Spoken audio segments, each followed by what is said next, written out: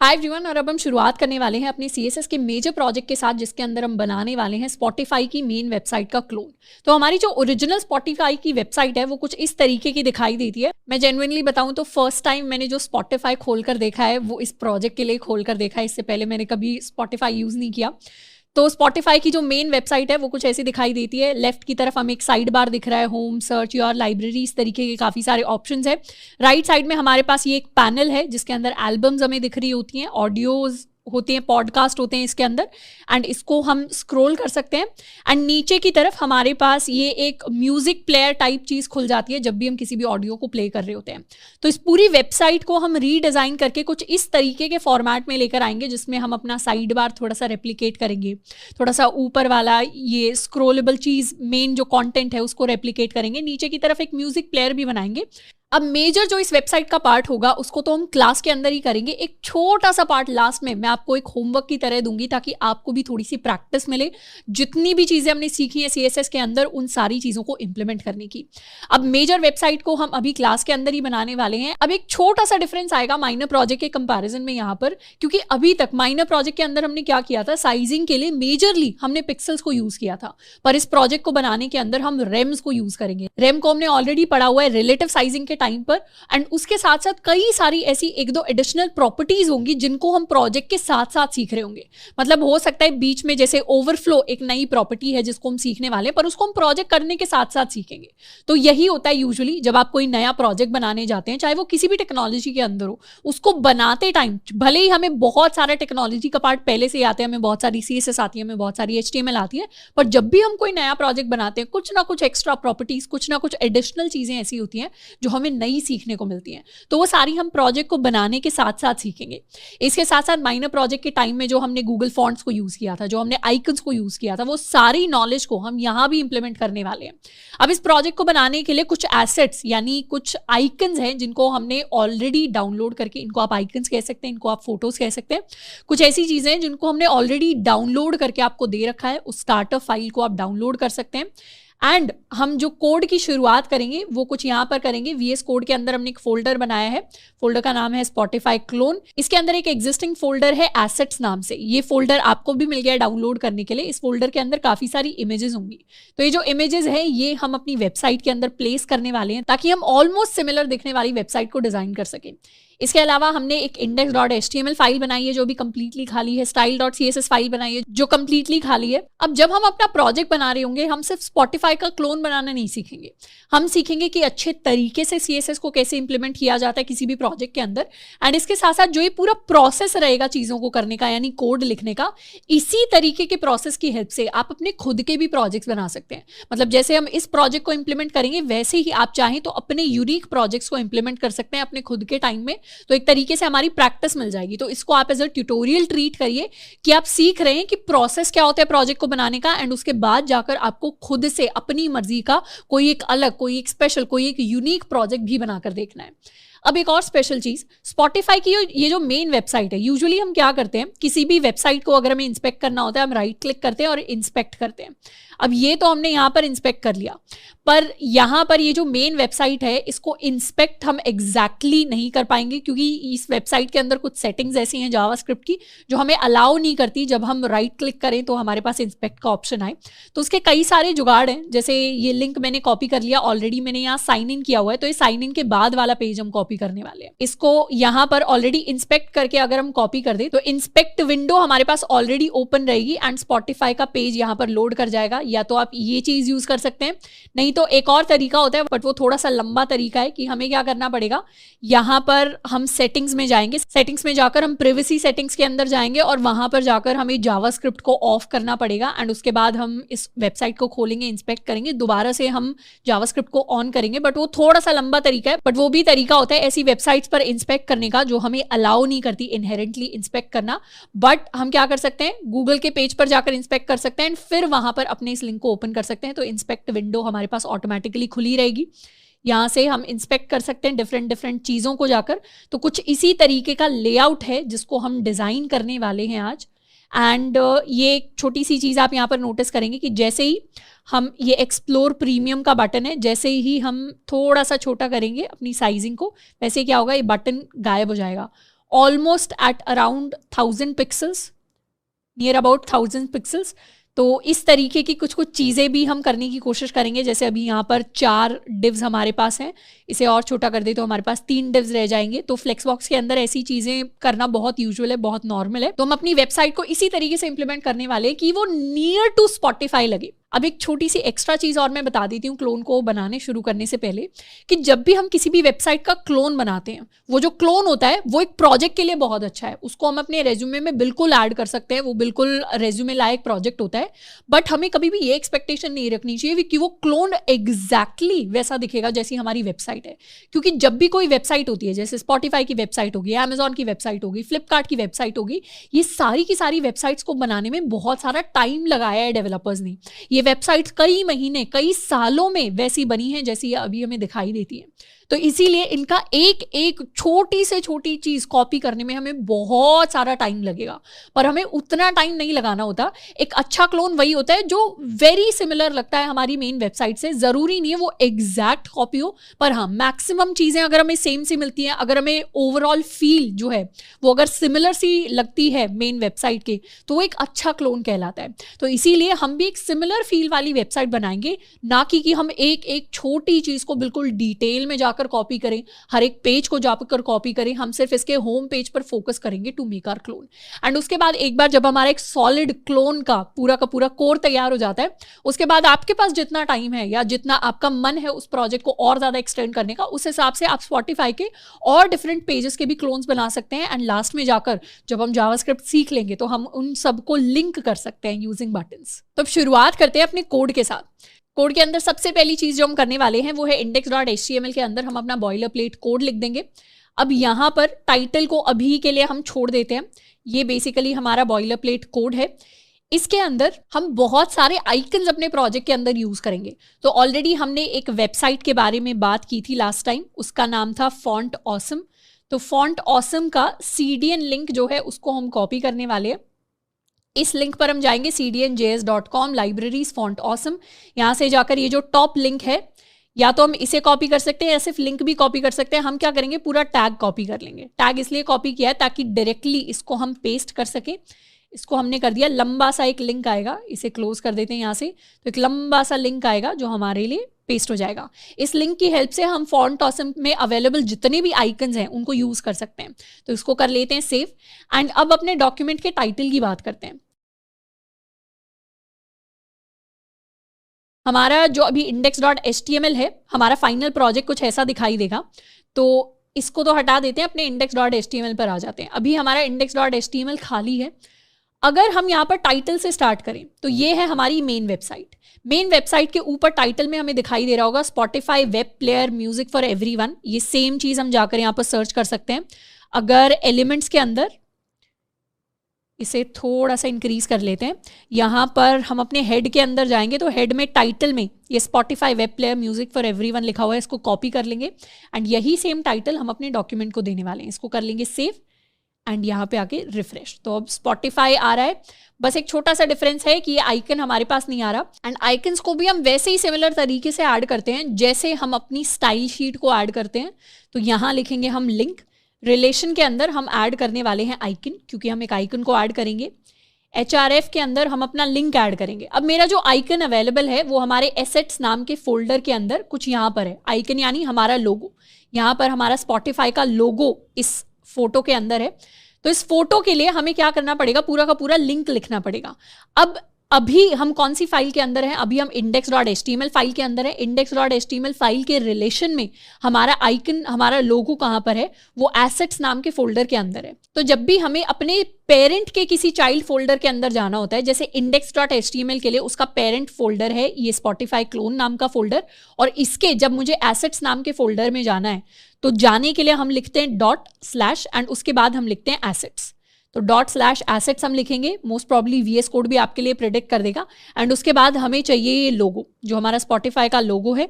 यहाँ से लगा देंगे एंगुलर ब्रैकेट्स एंड इसे कर लेंगे सेव। तो अब यहाँ पर जाकर अगर हम रिफ्रेश करेंगे index.html पे तो क्या हुआ, यहाँ पर मुझे मेरा स्पॉटिफाई का क्लोन दिख रहा है। इस पुरानी फाइल को क्लोज कर लेते हैं। तो अब अगर हम सिर्फ ये ऊपर वाला टाइटल देखें तो टाइटल से दोनों वेबसाइट्स बिल्कुल सिमिलर लगेंगी हमें। तो हमने शुरुआत कर दी अपने क्लोन को बिल्ड करने की। अब हम एक बार ओवरऑल पूरा का पूरा लेआउट डिजाइन करने वाले हैं अपनी स्पॉटिफाई वेबसाइट के लिए। अगर हम इस वेबसाइट को ध्यान से देखें तो इस वेबसाइट को हम 3 हिस्सों में डिवाइड कर सकते हैं। कौन से 3 हिस्से?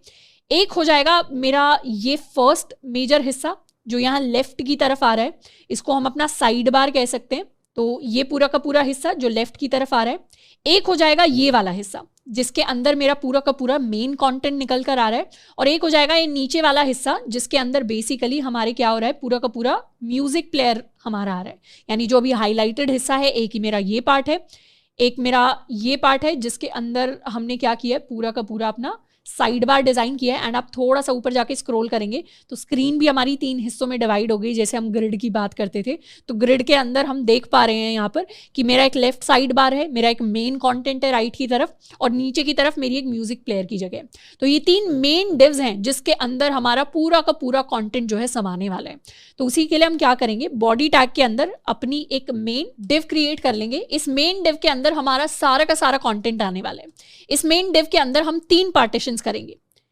एक पार्टीशन होगा इस हिस्से के लिए यानी मेरे साइड बार के लिए, एक पार्टीशन होगा मेरे मेन कंटेंट के लिए, और एक पार्टीशन होगा हमारे म्यूजिक प्लेयर के लिए। तो उनके लिए हम डिव्स बना लेते हैं।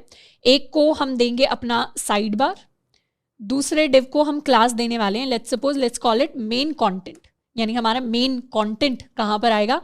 एंड तीसरे डिव को हम नाम दे सकते हैं म्यूजिक प्लेयर। तो इस तरीके से 3 डिव्स हमने बना लिए, और एक एक करके हम इन तीनों डिव्स को इंडिविजुअल स्टाइलिंग देने वाले हैं।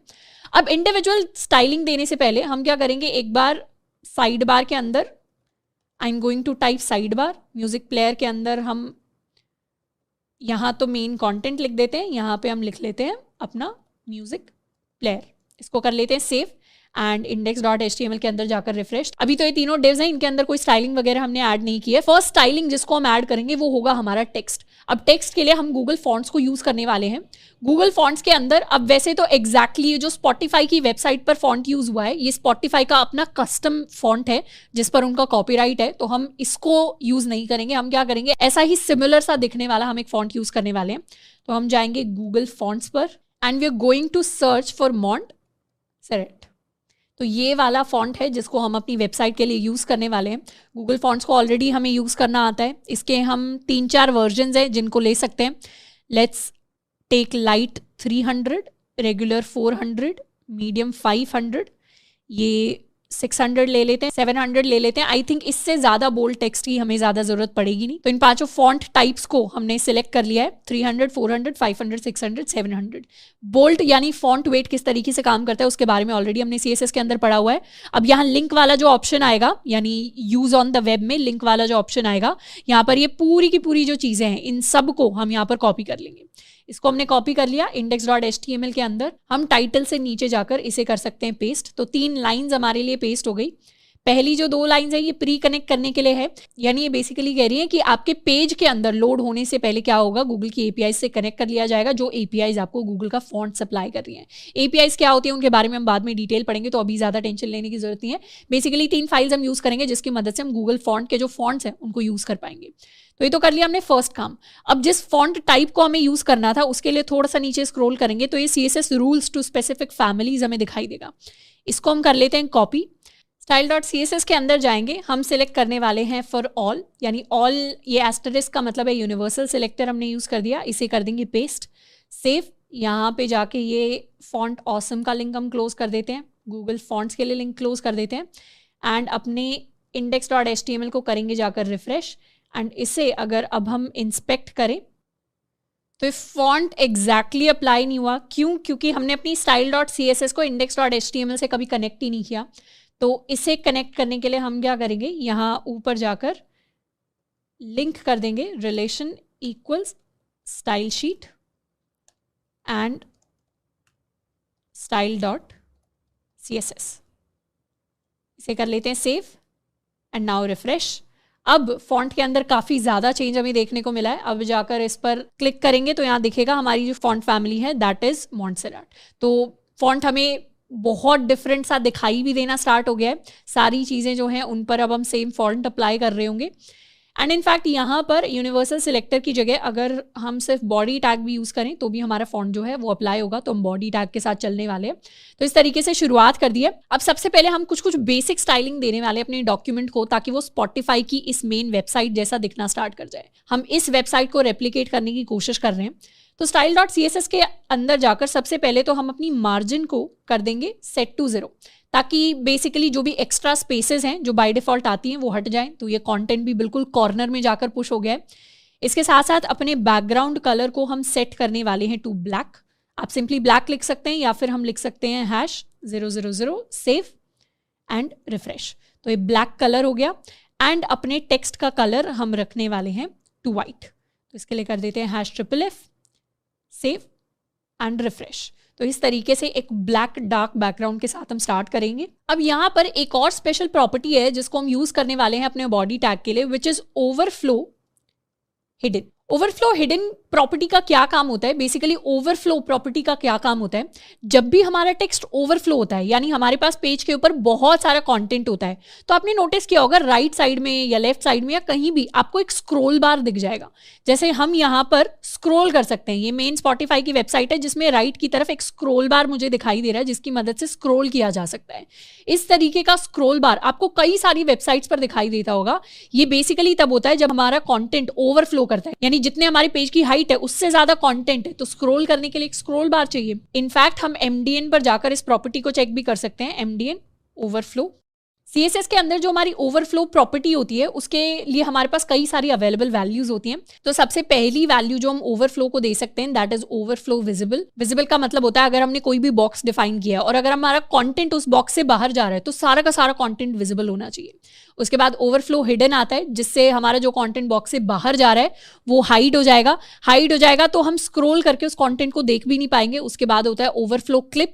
क्लिप का मतलब होता है उस कंटेंट को ही हमने कट कर दिया। Overflow scroll. स्क्रॉल से क्या होता है, उस कंटेंट को हम अंदर की तरफ स्क्रॉल करके पूरा का पूरा देख सकते हैं।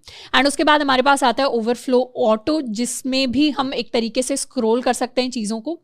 तो यहाँ पर सिंटैक्स हम पढ़ सकते हैं MDN से जाकर, काफ़ी इजी है ओवरफ्लो प्रॉपर्टी। इन सारी की सारी वैल्यूज़ की डेफिनेशन हमें MDN पर मिल जाएगी। अब यहाँ पर ओवरफ्लो हिडन का क्या मतलब होता है? ओवरफ्लो हिडन का बेसिक मतलब ये है कि जब भी हमारा कंटेंट बाहर जा रहा हो स्क्रीन से, हमें कोई भी स्क्रोलेबल चीज़ नहीं चाहिए। हमें साइड का ये जो स्क्रोल बार है इसकी ज़रूरत नहीं है। बेसिकली अगर आप इस वेबसाइट को नोटिस करेंगे तो इसके अंदर हम स्क्रॉल नहीं कर सकते। ना आप इस साइड बार में जाकर स्क्रॉल कर सकते हैं, ना हम इस म्यूजिक प्लेयर में स्क्रॉल कर सकते हैं। हम एक जगह पर स्क्रॉल कर सकते हैं जो है ये मेरा मेन कंटेंट वाला डिव। अब हमने क्या किया, शुरुआत में पूरी वेबसाइट के लिए हमने अपने ओवरफ्लो को हाइड कर दिया और हम ओवरफ्लो को शो या ओवरफ्लो को स्क्रॉल किसके लिए करेंगे, सिर्फ इस मेन कंटेंट के लिए कर देंगे, ताकि सारी वेबसाइट पर हमारा जो कंटेंट है वो स्क्रॉलेबल ना हो और सिर्फ जितने पार्ट में स्क्रॉलेबल की जरूरत है सिर्फ उतने पार्ट में हम उसको स्क्रॉल करवा रहे हो। तो आई होप कि ये बेसिक सी चीज हमें थोड़ी सी समझ में आई होगी। इसका मैं आपको एग्जाम्पल भी दे देती हूँ। जैसे मेन कॉन्टेंट के अंदर लेट्स सपोज हमने कोई पैराग्राफ बनाया, इसको कर देते हैं लॉरिम इंटू 500।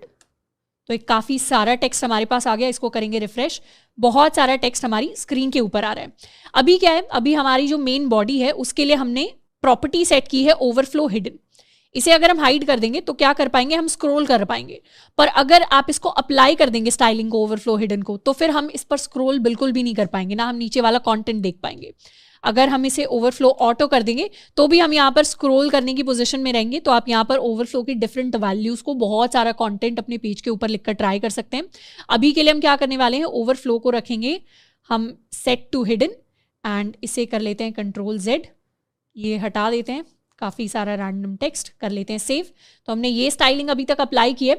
अब क्या करेंगे, अपने इंडिविजुअल तीनों बॉक्सेस के लिए थोड़ी थोड़ी स्टाइलिंग हम अप्लाई करेंगे। सबसे पहले बात करते हैं अपने इस मेन बॉक्स की। मेन के लिए हम क्या करेंगे, मेन को हम डिस्प्ले फ्लेक्स देना चाहते हैं, क्योंकि फ्लेक्स बॉक्स की हेल्प से हम सारे के सारे डिव्स की स्टाइलिंग को सेट करेंगे। तो style.css के अंदर आकर हम सेलेक्ट करेंगे अपनी मेन क्लास, उसके अंदर हम इसे कर देंगे डिस्प्ले फ्लेक्स। इतने पार्ट को अभी के लिए सेव कर लेते हैं। अब इन तीनों बॉक्सेस को हम इंडिविजुअली पहचान पाए, इन तीनों को एक डिफरेंट कलर हम दे देते हैं। तो सबसे पहले जो हमारा साइड बार है इसे हम कलर देने वाले हैं, let's suppose we give it a red colour. उसके अलावा हमारी मेन कंटेंट जो क्लास है इसको भी हम एक कलर देंगे, इसे हम ब्लू कलर दे देते हैं। एंड जो हमारा म्यूजिक प्लेयर है इस डिव को भी हम एक कलर दे देते हैं। Let's give it a colour of yellow. इसे कर लेते हैं अभी के लिए सेव। कलर की जगह ये बैकग्राउंड कलर इसे कर देते हैं, बैकग्राउंड कलर। अभी के लिए तीनों बॉक्सेस क्या हैं, एक बॉक्स यहाँ पर है, एक बॉक्स यहाँ पर है, एक बॉक्स यहाँ पर है। तीनों डिव हैं हमारे पास। अब तीनों क्योंकि इंडिविजुअल डिव्स हैं और तीनों के कंटेनर को यानी पेरेंट को हमने डिस्प्ले फ्लेक्स दे दिया, तो तीनों क्या कर गए, सेम लाइन पर आ गए, इनलाइन बन गए। अब हम इनको कुछ कुछ साइजिंग देने वाले हैं। तो जो ये हमारा मेन डिव है यानी जिसके अंदर सारी की सारी हमारी वेबसाइट बनेगी, हम चाहते हैं कि इस मेन डिव को पूरे के पूरे हमारी विंडो का साइज मिले। यानी इसकी जो हाइट हो, ये जो मेन वाला पूरा का पूरा कंटेंट है, इसकी पूरी व्यू पोर्ट वाली हाइट रहनी चाहिए। व्यू पोर्ट हमें ऑलरेडी पता है, ब्राउजर का वो पार्ट जो हमें दिखाई देता है। तो सबसे पहले तो जो हमारा पेरेंट कंटेनर है उसके लिए हम हाइट को सेट कर देते हैं 100% ऑफ व्यू पोर्ट हाइट। ये जो VH है इसको ऑलरेडी हमने रिलेटिव यूनिट्स के अंदर पढ़ रखा है। VH stands for view port height, यानी हमारी स्क्रीन की कितनी हाइट, 100% हाइट हम देना चाह रहे हैं। इसे कर लेंगे रिफ्रेश। तो यहाँ से दिखाई दे रहा है ये वाला जो मेरा साइड बार है इसे 100% हाइट मिल गई, ये येलो वाले को 100% हाइट। मेन कंटेंट के लिए यहाँ पर ब्लू कलर कर देते हैं, तो क्या हो गया, पूरे के पूरा जो कंटेनर है यानी ये जो मेरा मेन कंटेनर है इसे 100% हाइट मिल गई। उसकी मदद से ये जो इंडिविजुअल बॉक्सेस है इनकी हाइट भी यहाँ पर 100% दिखाई दे रही है। अब हम इन तीनों इंडिविजुअल बॉक्सेस के लिए इनकी साइजिंग सेट करेंगे। ये जो मेरा रेड बॉक्स है ये बनेगा मेरा ये साइड वाला लेफ्ट वाला साइड बार। ये जो मेरा ब्लू बॉक्स है ये बनेगा मेरा राइट साइड वाला मेन कंटेंट का बॉक्स। एंड ये जो मेरा येलो बॉक्स है ये आ जाएगा नीचे की तरफ, क्योंकि इसके अंदर हमारा म्यूजिक प्लेयर बनेगा। तो तीनों बॉक्सेस को स्टाइलिंग देते हैं। सबसे पहले साइड बार की बात करेंगे। अगर हम थोड़ा सा इंस्पेक्ट करें, हम करीबन इतना अपना स्क्रीन साइज चाहते हैं, इतना स्क्रीन साइज। तो इंस्पेक्ट करें अगर, तो ये मेरे जो साइड बार का विड्थ है दिस इज अराउंड 282 पिक्सल्स। अगर हम इंस्पेक्ट करके इसे और साइड कर देंगे तो ये जो साइजिंग है अराउंड 340 पिक्सल्स हो जाएगी। तो यहाँ पे हमारा जो लेफ्ट वाला साइड बार है इसे हम जो साइज दे सकते हैं, हम इसे विड्थ दे सकते हैं अराउंड 300 पिक्सल्स। इसे कर लेते हैं सेव एंड रिफ्रेश। तो ये लेफ्ट की तरफ मेरा साइड बार आ गया। हम चाहें तो थोड़ा सा और इसका साइज बढ़ा सकते हैं, 340 पिक्सल्स के अराउंड इसको कर देते हैं रिफ्रेश। तो ये इतने साइज का मेरा साइड बार आ गया। अब मुझे चाहिए कि बाकी का जो फर्स्ट लाइन के अंदर स्पेसिंग है वो मेरा मेन कंटेंट ले ले। मेन कंटेंट के लिए हम क्या प्रॉपर्टी सेट कर सकते हैं, इसके लिए हम सेट कर देंगे फ्लेक्स प्रॉपर्टी को to 1। अब फ्लेक्स 1 क्या कहता है, फ्लेक्स 1 का मतलब होता है कि बाकी के जो भी डिव्स हैं या बाकी के जितने भी एलिमेंट्स हैं मेरे कंटेनर के अंदर, फ्लेक्स बॉक्स कंटेनर के अंदर, उनको तो उतनी जगह दे दो जितना उनके अंदर कंटेंट है, पर बाकी की सारी बची हुई जगह मुझे दे दो। चाहे मेरा साइज छोटा भी हो पर बाकी की बची हुई सारी जगह मुझे दे दो। ये होता है फ्लेक्स 1 का मतलब। तो यहाँ पर ये वाला जो मेरा मेन बॉक्स है, ये वाला बॉक्स जिसे अभी हमने हाईलाइट किया है, ये बॉक्स भी सेम चीज कह रहा है कि साइड बार चाहे कितनी भी जगह ले रहा है, उसके अलावा जितनी भी बाकी की विड्थ बचती है वो सारी की सारी मुझे चाहिए।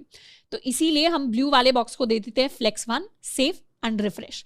तो क्या किया, ब्लू बॉक्स ने सारी की सारी जगह ले ली है।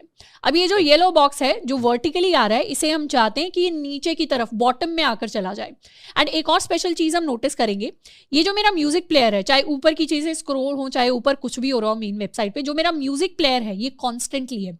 और जब भी हमारी किसी वेबसाइट के ऊपर कोई चीज ऊपर पे टॉप पे फिक्स हो जाती है, नीचे भी फिक्स हो जाती है, मूव नहीं करती, तो उसे हम हमेशा पोजिशन फिक्स देते हैं। तो ये जो मेरा येलो वाला म्यूजिक प्लेयर वाला बॉक्स है इसे भी हम पोजीशन फिक्स दे सकते हैं। एंड इसकी पोजीशन क्या होगी, इसकी पोजीशन होगी बॉटम से 0 पिक्सल्स, क्योंकि हम चाहते हैं बॉटम पे जाके फिक्स हो जाए। तो इसे दे देते हैं बॉटम से 0 पिक्सल्स, सेव एंड रिफ्रेश। तो ये क्या हुआ, अभी यहाँ पर बॉटम पे आके जाकर फिक्स हो गया, पर हम चाहते हैं इसकी विड्थ 100% हो, तो उसके लिए इसे हम विड्थ दे देते हैं 100%, सेव एंड रिफ्रेश। तो ये पूरी की पूरी विड्थ जाकर ऑक्यूपाई कर रहा है। इसके लिए हाइट भी सेट कर सकते हैं।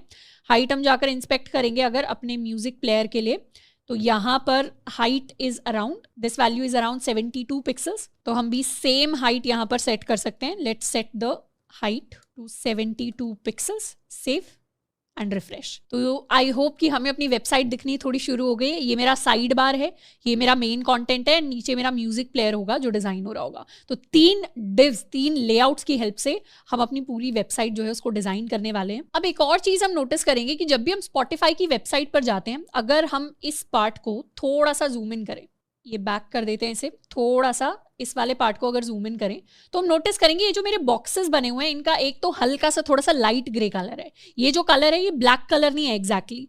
अगर ध्यान से हम अपनी स्पॉटिफाई की वेबसाइट की स्क्रीन देखें तो बैकग्राउंड में ब्लैक कलर है, पर उसके ऊपर जो बॉक्सेस आ रहे हैं इनका थोड़ा सा हल्का सा लाइट ग्रे कलर है और इसका तो और भी ज्यादा लाइट ग्रे कलर है। तो बैकग्राउंड एक तरीके से ब्लैक है, उसके ऊपर मेरे ग्रे बॉक्सेस हैं और ग्रे बॉक्सेस के ऊपर लाइट ग्रे कलर के बॉक्सेस हैं। और हर जो बॉक्स है ये सारे के सारे कर्व्ड बॉक्सेस हैं। एजेस या कॉर्नर्स अगर आप नोटिस करेंगे तो इन सब के पास क्या है, एक बॉर्डर रेडियस है। इस बॉर्डर रेडियस को हम थोड़ा सा सेट करने वाले हैं। अभी हम क्या करेंगे, ये जो मेरा साइड बार है, ये जो मेरा मेन कंटेंट है, दोनों को एक बॉर्डर रेडियस दे देते हैं। सबसे पहले साइड बार को अपनी बॉर्डर रेडियस देते हैं। Will keep the border radius equal to 1 rem. यहाँ पर 1 रेम का मतलब है 16 पिक्सल्स, तो ये हमें याद रहे उसके लिए मैं लिख भी देती हूँ। 1 rem is equal to 16 pixels on my browser window. तो अगर 2 रेम लेंगे तो 32 पिक्सल्स, क्योंकि रूट का जो फॉन्ट साइज है by default that is 16 pixels.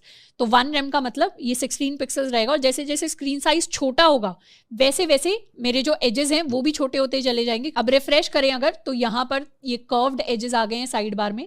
Same चीज जाकर हम लिख सकते हैं अपने मेन कॉन्टेंट के लिए। सेव, रिफ्रेश, तो ये मेन कंटेंट भी कर्व्ड हो गया, ये भी कर्व्ड हो गया। नीचे वाला जो म्यूजिक प्लेयर है इसको कर्व करने की जरूरत नहीं है क्योंकि ये ऑलरेडी स्ट्रेट है इसकी लाइंस, तो इसे हम कोई बॉर्डर रेडियस नहीं देने वाले। अब हमने अपनी सारी की सारी बॉडी के लिए क्या किया है, ओवरफ्लो को हिडन किया है। मतलब हमें स्क्रॉल बार चाहिए ही नहीं, पर हमें स्क्रॉल बार एक जगह पर चाहिए, ना हमें साइड बार में चाहिए, ना हमें म्यूजिक प्लेयर में चाहिए। हमें अपने मेन कंटेंट वाले डिव के अंदर अपना स्क्रॉल बार चाहिए। तो उसके लिए हम क्या कर सकते हैं, उसके लिए मेन कंटेंट वाले डिव में हम लिख देंगे ओवरफ्लो एंड इसे हम करने वाले हैं ऑटो। ऑटो का मतलब है कि स्क्रॉल बार हमेशा दिखाई नहीं देगा, जब जरूरत होगी तब हमें दिखाई देगा। जैसे यहाँ पर जाकर index.html के अंदर मेन कंटेंट वाले डिव में अगर हमने बहुत सारा कंटेंट ऐड किया होता, let's make it lorem into 200, save and refresh, तो क्या हुआ, बहुत सारा कंटेंट मेरे पास आ गया। तो इस कंटेंट को स्क्रॉल करने के लिए मेरे पास राइट साइड में एक स्क्रॉल बार भी आ गया। ये जो स्क्रॉल बार है ये मेरे साइड बार में भी नहीं है, ये मेरे म्यूजिक प्लेयर में भी नहीं है, ये सिर्फ मेरे मेन कंटेंट वाले डिव के अंदर आया है। तो इस तरीके से हमें एक स्क्रॉल बार चाहिए था, वो मुझे अपने मेन कंटेंट के अंदर मिल गया है। यहाँ बैक कर लेते हैं, इस रैंडम टेक्स्ट की जरूरत नहीं है। और अब अपने कुछ कुछ कलर्स को हम सेट कर देते हैं। सबसे पहला कलर, रिफ्रेश कर लेते हैं इसे, सबसे पहला कलर जिसे हम सेट करेंगे वो है मेरे मेन कंटेंट और साइड बार के लिए। दोनों को हमने क्या करना है, हमें ग्रे कलर देना है और ये जो म्यूजिक प्लेयर है इसे हमें ब्लैक कलर देना है।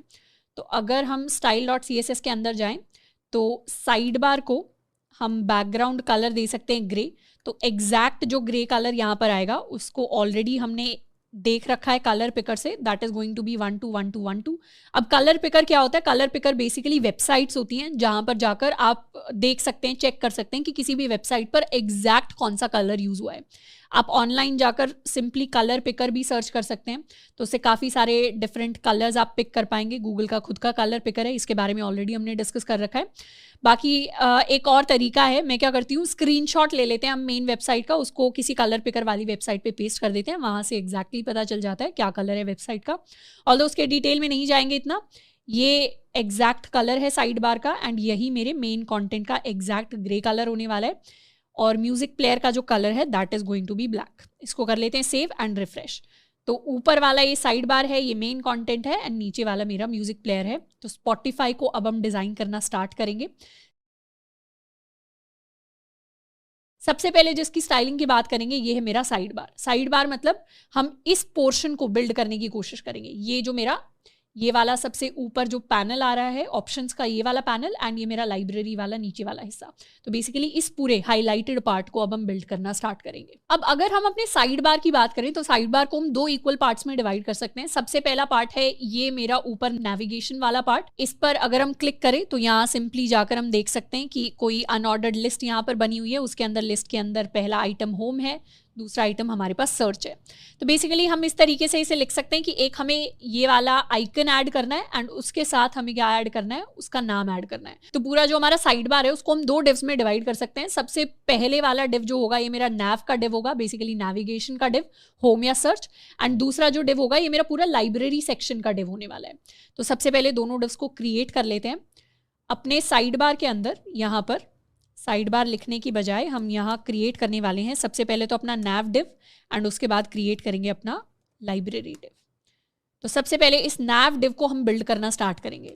nav div के अगर कंपोनेंट्स की बात करें तो यहाँ सबसे पहले हम एक आइकन ऐड करेंगे एंड उसके बाद एक एंकर टैग बनाएंगे, क्योंकि ये क्लिकेबल लिंक है, दोनों को एक सिंगल div के अंदर ऐड करेंगे। इसको हम nav ऑप्शन कह सकते हैं। दोबारा से एक आइकन ऐड करेंगे, उसके साथ अपना एंकर टैग बनाएंगे एंड इन दोनों को भी एक सिंगल div के अंदर ऐड कर सकते हैं। ऐड करने के लिए अपने nav के अंदर जाएंगे, हम एक क्लास बनाने वाले हैं nav ऑप्शन, div को क्लास देंगे। div के अंदर सबसे पहले तो हमारा एक आइकन आएगा। इस जगह को हम छोड़ देते हैं। लेट्स सपोज यहाँ पे हमारा आइकन आने वाला है, although this is not a valid tag as far as I know. यहाँ पे आइकन की जगह छोड़ देते हैं एंड उसके बाद हम अपना एंकर टैग क्रिएट करेंगे, जो अभी तो कहीं भी रीडायरेक्ट नहीं होगा, एंड इसके अंदर हम लिख देंगे होम। इसी सेम तरीके से एक और nav ऑप्शन नाम की क्लास, एंड ये होगी हमारे सर्च के लिए। अब आइकन्स के लिए हम यूज करने वाले हैं फॉन्ट ऑसम का, तो फॉन्ट ऑसम पर जाने वाले हैं। यहाँ पर फॉन्ट ऑसम में जाके हमारे जो आइकन्स है, आइकन्स के अंदर जाकर free icons, and free icons में सबसे पहले तो हम ये हमारा हाउस का जो आइकन है इसको हम कॉपी करने वाले हैं। हाउस आइकन को कॉपी करके हमने कर दिया इसको यहाँ पर पेस्ट, एंड दूसरा जो आइकन जिसको हम कॉपी करेंगे ये है मेरा सर्च वाला आइकन, यानी मैग्नीफाइंग ग्लास कॉपी किया एंड इसको भी कर देंगे यहाँ पर पेस्ट। इसको कर लेते हैं सेव, एंड अब अपने पेज को जाकर करेंगे रिफ्रेश। तो क्या हुआ, यहाँ पर ये मेरा हाउस का आइकन आ गया, ये मेरा सर्च का आइकन आ गया, ये मेरा होम का ऑप्शन, ये मेरा सर्च का ऑप्शन। अब ये एग्जैक्टली वैसे नहीं दिख रहे जैसे स्पॉटिफाई की वेबसाइट पर हैं, तो एग्जैक्टली दिखाने के लिए थोड़ी स्टाइलिंग ऐड करेंगे इन पर। अब सबसे पहले तो जो मेरा एंकर टैग होता है उसकी थोड़ी स्टाइलिंग चेंज करेंगे। तो मेरा जो एंकर टैग है इसके लिए टेक्स्ट डेकोरेशन को कर देते हैं नन, ताकि अंडरलाइन हट जाए, एंड उसके साथ साथ इसके कलर को हम चेंज कर देते हैं to white. F save refresh, तो अंडरलाइन भी हट गई एंड इसका कलर भी चेंज हो गया। अब हम इसे थोड़ी सी स्पेसिंग देने वाले हैं। स्पेसिंग देने से पहले एक और छोटी सी चीज रिलेटेड टू कलर जो हम यहाँ पर नोटिस करेंगे स्पॉटिफाई की वेबसाइट पर, अगर हम थोड़ा सा इसे जूम इन करें तो एक चीज हम नोटिस करेंगे कि जो मेरा साइड बार है ये पूरा का पूरा ब्लैक नहीं है। साइड बार के अंदर ये जो ऊपर वाला nav वाला पार्ट है जिसे हम क्रिएट कर रहे हैं ये ग्रे है, एंड उसके बाद बैकग्राउंड में थोड़ा सा वही ब्लैक स्पेस हमें दिखाई दे रही है, एंड दोबारा से मेरा लाइब्रेरी वाला पार्ट ग्रे होकर आ रहा है। तो बेसिकली ये जो मेरा साइड बार है इसके लिए तो हम बैकग्राउंड कलर ब्लैक ही रख सकते हैं, इसके लिए तो हमने बैकग्राउंड कलर क्या किया, ब्लैक रख दिया। पर इसके ऊपर वाला ये जो पार्ट है, यानी ये जो मेरा साइड बार के अंदर nav वाली जो मैंने क्लास क्रिएट की है, इस nav क्लास के लिए बैकग्राउंड कलर हम ग्रे देंगे। तो nav क्लास में जाएंगे और उसके लिए हम बैकग्राउंड कलर रख देंगे grey, which is basically 121212। Save refresh, तो क्या हुआ, इतना पार्ट मेरे पास ग्रे होकर आ गया। एंड इसी सेम पार्ट को हम अपनी बॉर्डर रेडियस भी जो है एक्सटेंड करके देंगे, border radius equal to 1 rem, ताकि ये भी कर्व्ड हो जाए। तो ये भी मेरे पास कर्व्ड होकर आ गया। अभी इतना दिखाई नहीं दे रहा, हम क्या करेंगे, बैकग्राउंड कलर एक बार जो मेरा साइड बार है उसके लिए थोड़ा सा bright, let's give it a yellow background colour, ताकि हमें थोड़ा सा और क्लियरली दिखाई दे कि हम कहना क्या चाह रहे हैं। ऑल्दो इसको येलो नहीं रखना, इसको फाइनल वर्जन में जाके साइड बार के लिए हम इसको ब्लैक में ही चेंज कर देंगे, पर अभी क्लियरली दिखाई देगा कि हम यहाँ पर ये ग्रे बनाने की कोशिश कर रहे हैं। तो ये येलो के ऊपर मुझे दिखाई दे रहा है, कैसा लग रहा है, थोड़ा सा डार्कर दे देते हैं इसे, तो एक ग्रीन के ऊपर मुझे मेरा ग्रे कलर दिखाई दे रहा है। अब इसे थोड़ी सी स्टाइलिंग देने के लिए सबसे पहले तो मुझे क्या करना पड़ेगा, अपने ये जो डिव्स हैं इनको पहले तो डिस्प्ले फ्लेक्स दे देते हैं। तो जो मेरा nav वाला डिव है इसे हम देने वाले हैं display flex, and display flex देते ही क्या होगा, दोनों के दोनों ये जो डिव्स हैं, ये मेरा फर्स्ट nav ऑप्शन वाला डिव है, यानी मेरे साइड बार के अंदर nav के अंदर ये मेरा फर्स्ट nav ऑप्शन है, ये मेरा सेकंड nav ऑप्शन है। अब जब भी हम डिस्प्ले फ्लेक्स देते हैं सारे के सारे डिव सेम लाइन के अंदर आ जाते हैं, पर हमें सारे के सारे हॉरिजॉन्टल लाइन में नहीं चाहिए, हमें वर्टिकल लाइन में चाहिए कि एक डिव ऊपर आ जाए ये वाला डिव एंड दूसरा डिव इसके नीचे आ जाए। तो उसके लिए हम क्या कर सकते हैं, फ्लेक्स की डायरेक्शन ऑपोजिट कर सकते हैं। तो यहाँ पर अगर मैंने दे दिया फ्लेक्स डायरेक्शन टू कॉलम, तो उससे क्या होगा, एक ऊपर आ जाएगा एक नीचे आ जाएगा। तो ये बहुत अच्छा तरीका है अपने सारे डिव्स को ऊपर नीचे स्टाइल करने का, including your display flex property. अब इसके साथ अगर हम चाहते हैं वर्टिकली सारा का सारा कंटेंट हमारा सेंटर में आ जाए, तो वर्टिकली सेंटर में लाने के लिए हम लिख देंगे justify content centre. Justify content centre से यूजुअली हॉरिजॉन्टली सेंटर में आता है, पर क्योंकि यहाँ पे डायरेक्शन ऑपोजिट है तो वर्टिकली अलाइन करने के लिए जस्टिफाई कंटेंट सेंटर लिखेंगे, रिफ्रेश। अब इसके साथ साथ इसकी थोड़ी हाइट छोटी है डिव की, इसकी हाइट एग्जैक्टली अगर हम इंस्पेक्ट करें कितनी होने वाली है, तो अराउंड 100 पिक्सल्स के इक्वल हम इसको थोड़ी सी हाइट दे सकते हैं। तो nav को हम हाइट दे देते हैं अराउंड 100 पिक्सल, सेव रिफ्रेश।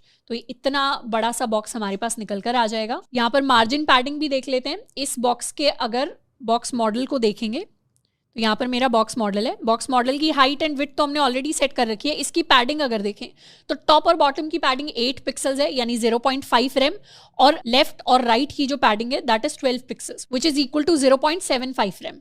तो हम भी सेम जो पैडिंग है वो प्रॉपर्टी सेट करने वाले हैं। तो डॉट नैव को हम पैडिंग देंगे, रेम्स की फॉर्म में इसलिए दे रहे हैं क्योंकि हम इस वेबसाइट को और ज़्यादा रिस्पॉन्सिव बनाने की कोशिश कर रहे हैं। इनकेस छोटी स्क्रीन साइज होगी तो उस केस में पिक्सल्स के हिसाब से पैडिंग नहीं होगी, उस केस में फॉन्ट साइज के हिसाब से पैडिंग वर्क कर रही होगी। तो इसे दे देते हैं 0.5 रेम एंड 0.75 रेम के equal padding, save and refresh. तो पैडिंग से क्या हुआ, थोड़ी सी स्पेसिंग और बढ़ गई है। अब इन इंडिविजुअल डिव्स को हम स्टाइल करेंगे, यानी ये जो मेरे नैव ऑप्शन नाम के डिव है इनको स्टाइल करेंगे। तो यहाँ बात करते हैं अपने नैव ऑप्शन की। सबसे पहले तो हम नैव ऑप्शन की हाइट देख लेते हैं। तो इसको करीबन हाइट दे रखी है 40 पिक्सल्स के इक्वल, 40 पिक्सल्स की हाइट, यानी यहाँ पर हम इनके लिए लाइन हाइट सेट कर सकते हैं कि कितना एरिया एक लाइन ऑक्यूपाई करेगी। 40 पिक्सल्स अराउंड 2.5 रेम यहाँ पे सेट कर देंगे, सेव रिफ्रेश। तो ये मेरी एक लाइन हो जाएगी एंड ये मेरी दूसरी लाइन हो जाएगी। तो लाइन हाइट मुझे तो बेस्ट तरीका लगता है किसी भी स्पेसिंग में अगर आप लाइन सेट करना चाहते हैं एक सिंगल लाइन के लिए। तो मैंने लाइन हाइट सेट कर दी। अब यहाँ पर अगर फॉन्ट साइजिंग की बात करें तो होम के लिए जो फॉन्ट साइज है that is around 16 pixels which is 1 rem. Icon की बात करें तो आइकन के लिए जो फॉन्ट साइज है वो है अराउंड 20 पिक्सल्स, तो हाइट विथ अराउंड 24 पिक्सल्स है। ये भी मेरे पास 16 पिक्सल्स है। तो सिमिलर सी चीज़ हम करते हैं कि नैव ऑप्शन के अंदर जो मेरा आइकन है, आइकन के लिए तो मेरा फॉन्ट साइज रहेगा around 1.25 rem, and nav option के अंदर जो हमारे पास एंकर टैग है उसके लिए हमारा फॉन्ट साइज रहेगा अराउंड 1 रेम। सेव कर लेंगे, रिफ्रेश कर लेंगे। तो ये आइकन हल्के से बड़े हुए होंगे साइज में। होम और सर्च आई थिंक उतने ही हैं क्योंकि उनको हमने उतनी ही स्टाइलिंग दी है।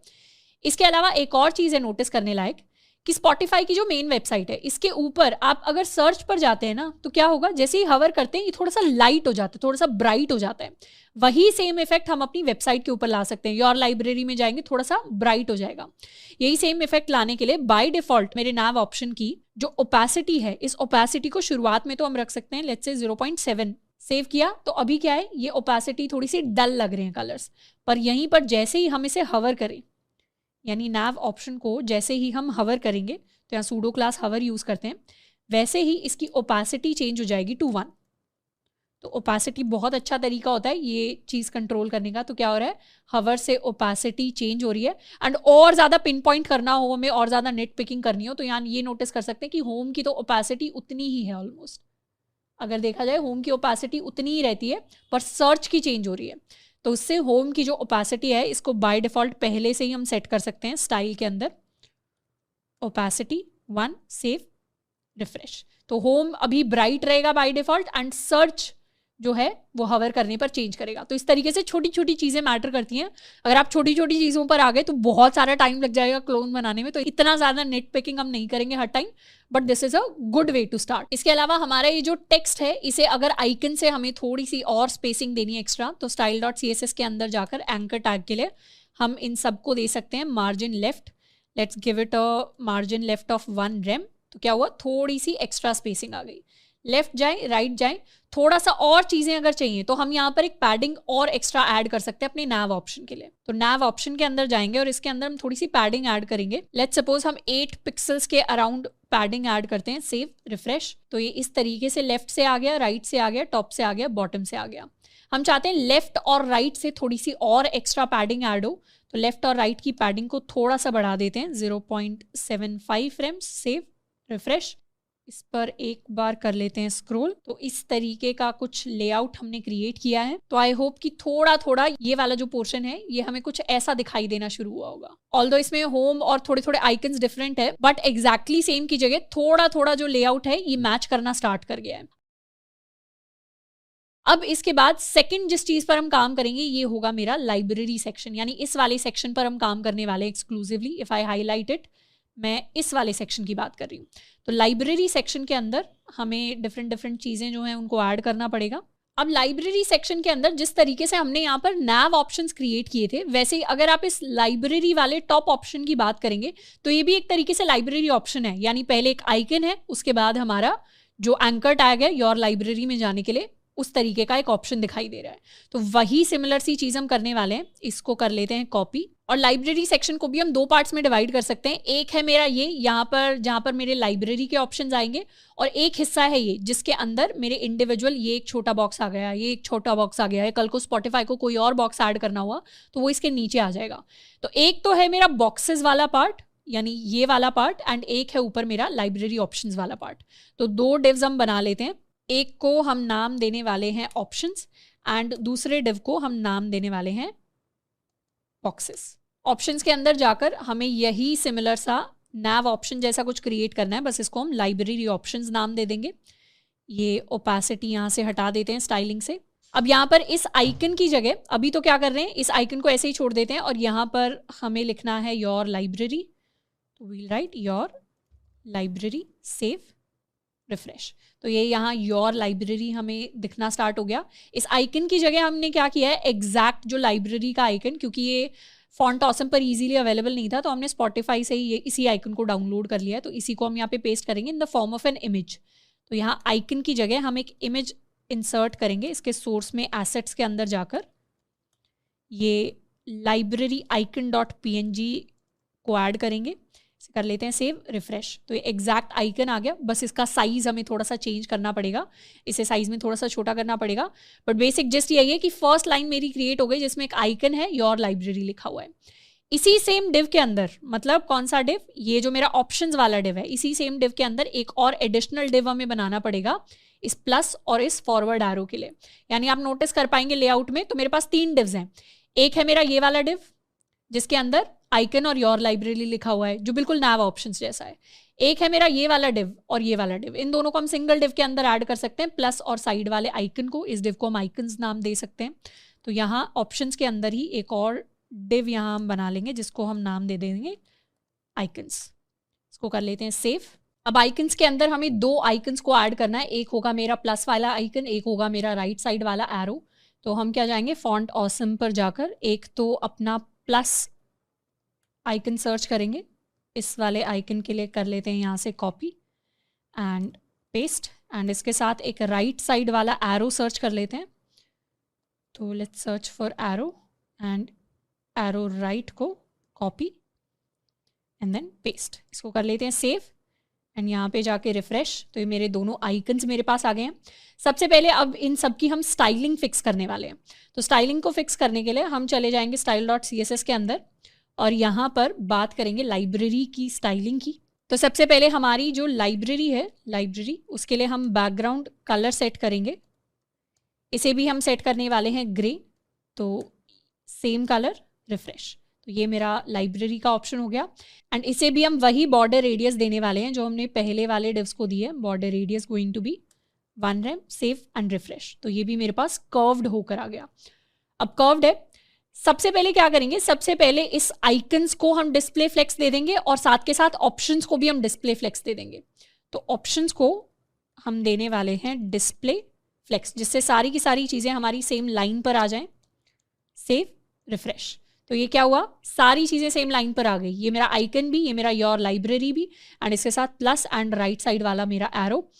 अब हम और स्टाइलिंग ऐड कर सकते हैं। सबसे पहले तो इस इमेज को हम थोड़ा सा छोटा करने की कोशिश करेंगे क्योंकि ये काफ़ी ज़्यादा प्रॉब्लमैटिक हमारे लिए हो रहा है। तो लाइब्रेरी ऑप्शंस जो मेरा डिव है उसके अंदर जाकर इमेज के लिए हम हाइट एक सेट करने वाले हैं। Let's set it to 1.25 rem, save, refresh. And इसके साथ साथ इसे दे देंगे हम एक विड्थ 1.25 rems के इक्वल। लाइब्रेरी ऑप्शंस, या इसे लिब ऑप्शन हम कहेंगे, सिंगल, सेव, रिफ्रेश। तो ये क्या हुआ, साइज में छोटा हो गया। कितना छोटा हमें करना था, जितने हमारे ऊपर वाले आइकन्स हैं। ऊपर वाले आइकन्स के लिए जो हमने साइजिंग सेट की है, यानी आई के लिए हमने फॉन्ट साइज सेट किया था 1.25, तो वही सेम साइज हमने यहाँ पर अपनी इमेज को भी दिया है। तो इसीलिए ये सेम साइज की इमेज हमारे पास लौट कर आई है। एंड अब और ज़्यादा इनकी स्टाइलिंग हम सेट करेंगे। सबसे पहले तो हम चाहते हैं कि मेरा ये जो आइकन और लाइब्रेरी, योर लाइब्रेरी है, ये लेफ्ट साइड में चले जाएं और आइकन्स राइट साइड में आ जाएं। तो उसके लिए हम प्रॉपर्टी यूज़ करने वाले हैं डिस्प्ले फ्लेक्स के साथ, जस्टिफाई कंटेंट, एंड इसे हम कर देंगे स्पेस बिटवीन, सेव, रिफ्रेश। तो ये चीज़ हमारी लेफ्ट में रह गई, ये चीज़ हमारी राइट साइड के अंदर आ गई। अब इसके साथ वर्टिकली साथ में सेंटर करना है चीज़ों को, तो उसके लिए हम कर सकते हैं अलाइन आइटम्स टू सेंटर। तो इससे चीज़ें सारी की सारी वर्टिकली यानी सेम लाइन के ऊपर सेंटर होकर आ जाएंगी। अगर इस डिव की बात करें तो इसे कितनी हाइट दी गई है, इसे 100% हाइट दी हुई है, यानी जो मेरी रेस्ट ऑफ द हाइट बची है वो इसे दे रखी है। तो लाइब्रेरी की जब हम हाइट सेट करेंगे तो उसे हम कह सकते हैं 100% सेव एंड रिफ्रेश। तो बाकी की जितनी भी हाइट है बची हुई, यानी इसके अलावा बाकी की जितनी भी बची हुई हाइट है वो हम सेट कर देंगे। और ऊपर से टॉप से हम एक मार्जिन भी दे सकते हैं ताकि थोड़ी सी ये जो स्पेस है यहाँ पर, ये जो स्पेस है ये क्रिएट हो जाए। तो इसे हम मार्जिन दे देते हैं from top, let's give it 1 rem margin, refresh. 1 rem की बजाय इसे थोड़ा सा कम 7.5 रेम्स के आसपास हम मार्जिन दे सकते हैं, या इसे और थोड़ा सा कम करके 0.5, रिफ्रेश। तो ये हमने मार्जिन दे दिया। साथ के साथ हम इसे सेम पैडिंग देने वाले हैं जो हमने ऊपर वाले बॉक्स को दी है, which is going to be equal to padding. Values जो हैं ऊपर से ही कॉपी कर लेते हैं, ये वैल्यूज़ उठाकर यहाँ पर कॉपी कर देंगे, सेव एंड रिफ्रेश। तो क्या हुआ, और थोड़ी सी लेफ्ट राइट टॉप से थोड़ी सी जगह बन गई है, थोड़ी सी स्पेसिंग आ गई है। अब इंडिविजुअल आइकन्स को हम थोड़ा सा स्टाइल कर सकते हैं। यहाँ पर हमारे जो लाइब्रेरी ऑप्शंस है इन्हीं को हम एक और क्लास दे सकते हैं, nav ऑप्शन, क्योंकि हम चाहते हैं वो सेम स्टाइलिंग यहाँ पर अप्लाई हो। रिफ्रेश करेंगे तो ये क्या हो गए, वैसे ही सेंटर हो गए जैसे हमारे सर्च वगैरह सेंटर हुए हैं। तो हमने क्या किया, ऊपर ऑलरेडी nav ऑप्शन को स्टाइलिंग दे रखी है, वही सेम स्टाइलिंग हमने लाइब्रेरी ऑप्शन को भी दे दी by adding the same class. तो ये nav ऑप्शन मेरे पास आ गया, जैसे इस पर हवर कर रहे हैं वैसे ही क्या हो रही है, ओपेसिटी मेरी 1 में शिफ्ट हो रही है। अब बात करते हैं इन आइकन्स के बारे में। आइकन्स की अगर हम यहाँ पर साइजिंग देखें तो इस आइकन का साइज इज अराउंड 16x16, तो ये 1 रेम के अराउंड आइकन्स है। तो सेम स्टाइलिंग हम यहाँ पर दे सकते हैं। हम किसकी बात कर रहे हैं, हम लाइब्रेरी ऑप्शन के अंदर, या हम ऑप्शंस के अंदर के आइकन्स की बात कर रहे हैं। तो यहाँ हम सिंपली अपनी आइकन क्लास को यूज़ कर सकते हैं, आइकन्स क्लास को यूज़ कर सकते हैं। This is my icons class, and इन आइकन्स के लिए हम जो फॉन्ट साइज सेट करेंगे that is going to be 1 rem, save refresh. तो ये उतना ही है। हम चाहें तो इसको थोड़ा सा साइज में बड़ा कर सकते हैं, let's make it around 2 rem, refresh. ये ज़्यादा ही बड़े हो गए, 1.25। ये वाला size I think fits perfectly. इसके साथ साथ ये जो आइकन्स है ये इतने ब्राइट नहीं है, अगर आप इन पर हवर करेंगे तब जाकर ये थोड़े से ब्राइट हो रहे हैं। तो इनके लिए क्या करेंगे, ओपेसिटी को हम सेट कर सकते हैं टू 0.7, सेव एंड रिफ्रेश। तो ओपेसिटी थोड़ी सी कम हो गई, एंड साथ के साथ हम इन्हें मार्जिन दे देते हैं from right, let's give them a margin of 1 rem, refresh. और ये जो मेरी आइकन्स क्लास है इसे दे देते हैं डिस्प्ले फ्लेक्स, एंड जो मेरी आइकन्स क्लास है इसके आइकन्स के लिए हम ओपेसिटी एंड मार्जिन राइट को यहाँ पर पेस्ट कर देते हैं, सेव रिफ्रेश। तो ये मार्जिन भी आ गया। हवर करने के लिए हम लिख सकते हैं डॉट आइकन्स आई, पर जैसे ही हम हवर करें वैसे ही क्या हो जाए, ओपेसिटी उसकी टर्न हो जाए टू 1, रिफ्रेश। जैसे ही हवर करेंगे वैसे ओपेसिटी इनकी 1 हो जाएगी, यानी ये हाईलाइट हो जाएंगे। ये मेरा योर लाइब्रेरी का ऑप्शन आ गया, ये मेरे प्लस वाले आइकन्स आ गए। तो आई थिंक ये वाला जो इतना पार्ट है, इतना पार्ट हमने सक्सेसफुली यहाँ पे क्रिएट कर लिया है। एंड अब हम बात करने वाले हैं नीचे वाले सेक्शन की। अब नीचे वाला ये जो मेरा बॉक्सेस वाला सेक्शन है, इसको क्रिएट करने से पहले एक छोटी सी चीज़ हम नोटिस कर रहे हैं कि ये जो हमने मार्जिन 0 सेट किया था सबसे पहले शुरुआत में, यानी यूनिवर्सल सिलेक्टर से जो हमने मार्जिन 0 सेट किया था, उसके बाद कोई स्पेसिंग इतने अच्छे से नहीं आ रही। यानी जो हमारे होम का ऑप्शन है ये बिल्कुल कॉर्नर पर जाकर टिक रहा है, ये भी कॉर्नर पे जा रही है। थोड़ा ब्रीदिंग स्पेस देने के लिए, जैसे यहाँ पर थोड़ी सी हल्की सी ब्रीदिंग स्पेस है ऊपर से नीचे से हर जगह से, तो उसके लिए हम क्या करेंगे, हमारा जो मेन वाला डिव है उसके लिए हम एक पैडिंग सेट कर देंगे of let's say 0.5 RAM, save and refresh. तो उससे क्या हुआ, थोड़ी सी ब्रीदिंग स्पेस आ गई इंटरनली एलिमेंट्स के अंदर। तो ये पैडिंग स्पेस हमने ऐड कर दिया। अब बात करते हैं अपने बॉक्सेस की। तो स्टाइलिंग से पहले उन बॉक्सेस को क्रिएट भी कर लेते हैं मेरे बॉक्सेस वाले डिव के अंदर। अब इन बॉक्सेस को हम क्या कह सकते हैं, अपने लाइब्रेरी बॉक्स कह सकते हैं। तो लाइब्रेरी बॉक्स के अंदर ये मेरा फर्स्ट बॉक्स है जो क्रिएट होगा। फर्स्ट बॉक्स के अंदर हम कह सकते हैं ये मेरा फर्स्ट पैराग्राफ है, ये मेरा सेकंड पैराग्राफ है, एंड ये एक तरीके से एक बैज है। हमने बूटस्ट्रैप के अंदर पढ़ा होगा बैजेस एग्जैक्टली होते क्या है। तो इस तरीके की जो कैप्सूल टाइप की शेप होती है बटन की, उसको हम बैज कह देते हैं। तो इसको बटन को हम क्रिएट करेंगे और उसको बैज नाम दे देंगे। और ये मेरा सेकंड बॉक्स है जिसके अंदर दोबारा से ये मेरा फर्स्ट पैराग्राफ है, ये मेरा सेकंड पैराग्राफ है, एंड ये मेरा बटन आ गया। तो इस तरीके से लाइब्रेरी बॉक्सेस के अंदर सबसे पहले तो एक बॉक्स क्रिएट करेंगे, उसके अंदर मेरा पैराग्राफ आएगा, तो इसको बोल सकते हैं बॉक्स पैराग्राफ 1, एंड उसके बाद आएगा हमारे पास एक बॉक्स पैराग्राफ 2, एंड उसके बाद हमारे पास आएगी एक badge class which is a button. तो उसके लिए एक बटन को क्रिएट कर लेते हैं एंड इस बटन को हम क्लास देने वाले हैं बैज। इसको कर लेते हैं। सबसे पहले एक इंडिविजुअल बॉक्स को हम क्रिएट करेंगे, यही सेम बॉक्सेस को जितने टाइम इसको मल्टीप्लाई कर दें तो वो उतने ही बॉक्सेस हमारी स्क्रीन के ऊपर क्रिएट हो जाएंगे। तो हमें बेसिकली इस एक बॉक्स को परफेक्ट करना है। तो इस बॉक्स को परफेक्ट करने के लिए स्टाइलिंग ऐड करते हैं। यहाँ पर सबसे पहले तो टेक्स्ट ऐड कर देते हैं। क्या लिखा हुआ है ऊपर वाले बॉक्स में? Create your first playlist. वही चीज़ यहाँ पर लिख देते हैं, create your first playlist. And जितना भी हम केस है, चाहे अपर केस में जो चीज़ स्पॉटिफाई पे लिखी हुई है वही हम अपने प्रोजेक्ट में लिख रहे हैं, जो लोअर केस में लिखी हुई है वही लिख रहे हैं, ताकि और ज़्यादा चीज़ें मैच करें। It's easy will help you, तो वही सेम चीज़ यहाँ लिख देते हैं, it's easy will help you. और बटन के ऊपर हमारे पास लिखा हुआ है क्रिएट प्लेलिस्ट। तो बटन के ऊपर लिखा हुआ है क्रिएट प्लेलिस्ट, इसे कर लेते हैं सेव, रिफ्रेश। तो अभी ये मेरी फर्स्ट लाइन आ गई, ये मेरी सेकंड लाइन आ गई, ये मेरी थर्ड लाइन आ गई। अगर स्टाइलिंग थोड़ी सी यहाँ पर देखें तो ये मेरा बॉक्स है, इसके अंदर कुछ यहाँ पर मार्जिन दी हुई है, ऊपर नीचे 8-8 पिक्सल्स की। ये पैडिंग दी हुई है इंटरनली, टॉप बॉटम में 16 पिक्सल्स एंड लेफ्ट और राइट के अंदर 20 पिक्सल्स। इंटरनली क्या है, एलिमेंट्स को ये वाली साइजिंग मेरे पास दी गई है। तो विड्थ अराउंड 220 पिक्सल्स है, हाइट अराउंड 100 पिक्सल्स है।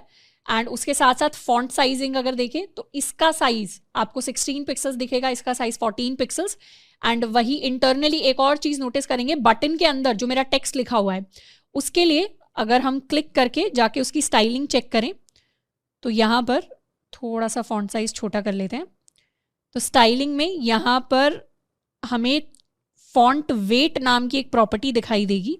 यहाँ पर फॉन्ट वेट जो है दैट इज सेट टू 700, यानी ये जो मेरा ये वाला बटन हो गया या ये वाला बटन हो गया, ये वाला बटन हो गया या ये वाला बटन हो गया, इसके अंदर नॉर्मल फॉन्ट नहीं है। इसके अंदर जो फॉन्ट है बाय डिफॉल्ट बटन के अंदर पतला सा फॉन्ट होता है, पर हमें क्या करना है, उस फॉन्ट को थोड़ा सा डार्क करना है, उसे 700 अमाउंट के इक्वल हमें बोल्ड बनाना है। तो वो एक स्टाइलिंग के अंदर ये छोटे छोटे चेंजेस हैं जो हम करने वाले हैं।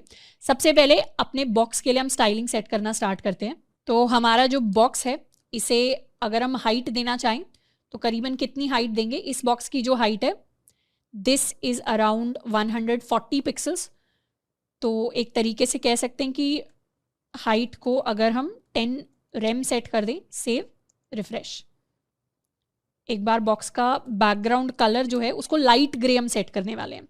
यानी यहाँ पर आप नोटिस करेंगे बैकग्राउंड कलर यहाँ पर ग्रे है और इस पर लाइट ग्रे है। तो लाइट ग्रे का जो शेड हम सेट करेंगे that is going to be 23, save, refresh. तो ये अभी मेरा बॉक्स है, अभी इसकी 10 रेम्स के अराउंड हाइट है। थोड़ी सी हाइट को हम कम कर देते हैं, let's give it approximately 8 Rhames, save, refresh. तो 8 रेम्स के अराउंड इसकी हाइट आ गई। अब बॉक्स के साथ साथ जो मेरा बॉक्स का पैराग्राफ 1 है उसके लिए तो फॉन्ट साइज वी नो कि हम सेट करेंगे 1 रेम के इक्वल, पर बॉक्स का जो पैराग्राफ 2 है उसके लिए हम फॉन्ट साइज जो सेट करेंगे वो होगा अराउंड 0.75 रेम्स, सेव, रिफ्रेश। इसके साथ साथ ये जो छोटा फॉन्ट साइज है इसकी हम ओपेसिटी भी थोड़ी कम करके इसके ग्रेइश कलर देंगे, 0.7, रिफ्रेश। तो ये क्या हुआ, वैसा सा थोड़ा थोड़ा दिखना स्टार्ट हो गया। 7 की जगह हम इसे 8 कर सकते हैं, रिफ्रेश, या लेट्स मेक इट 75। अब बॉक्स के लिए और थोड़ी सी स्टाइलिंग हम ऐड करेंगे। सबसे पहले तो इसे एक बॉर्डर रेडियस दे देते हैं ऑफ 1 रेम।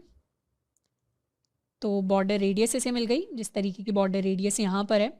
थोड़ी सी चाहे तो कम कर सकते हैं बॉर्डर रेडियस को, we can give it 0.75 rem. तो थोड़ा सा और कर्व्ड कम होगा मेरा बॉक्स। एंड इसके साथ साथ इस बॉक्स को हम एक मार्जिन एंड पैडिंग भी देने वाले हैं। क्या मार्जिन पैडिंग होनी चाहिए, दोबारा से इंस्पेक्ट कर लेते हैं। हम बॉक्स को जो मार्जिन देंगे वो होगी टॉप और बॉटम की मार्जिन सिर्फ 8 पिक्सल्स यानी 0.5 रेम। तो इसे जो हम मार्जिन देंगे वो होगी टॉप से 0.5 रेम, राइट से होगी 0, बॉटम से होगी अगेन 0.5 रेम एंड लेफ्ट से 0।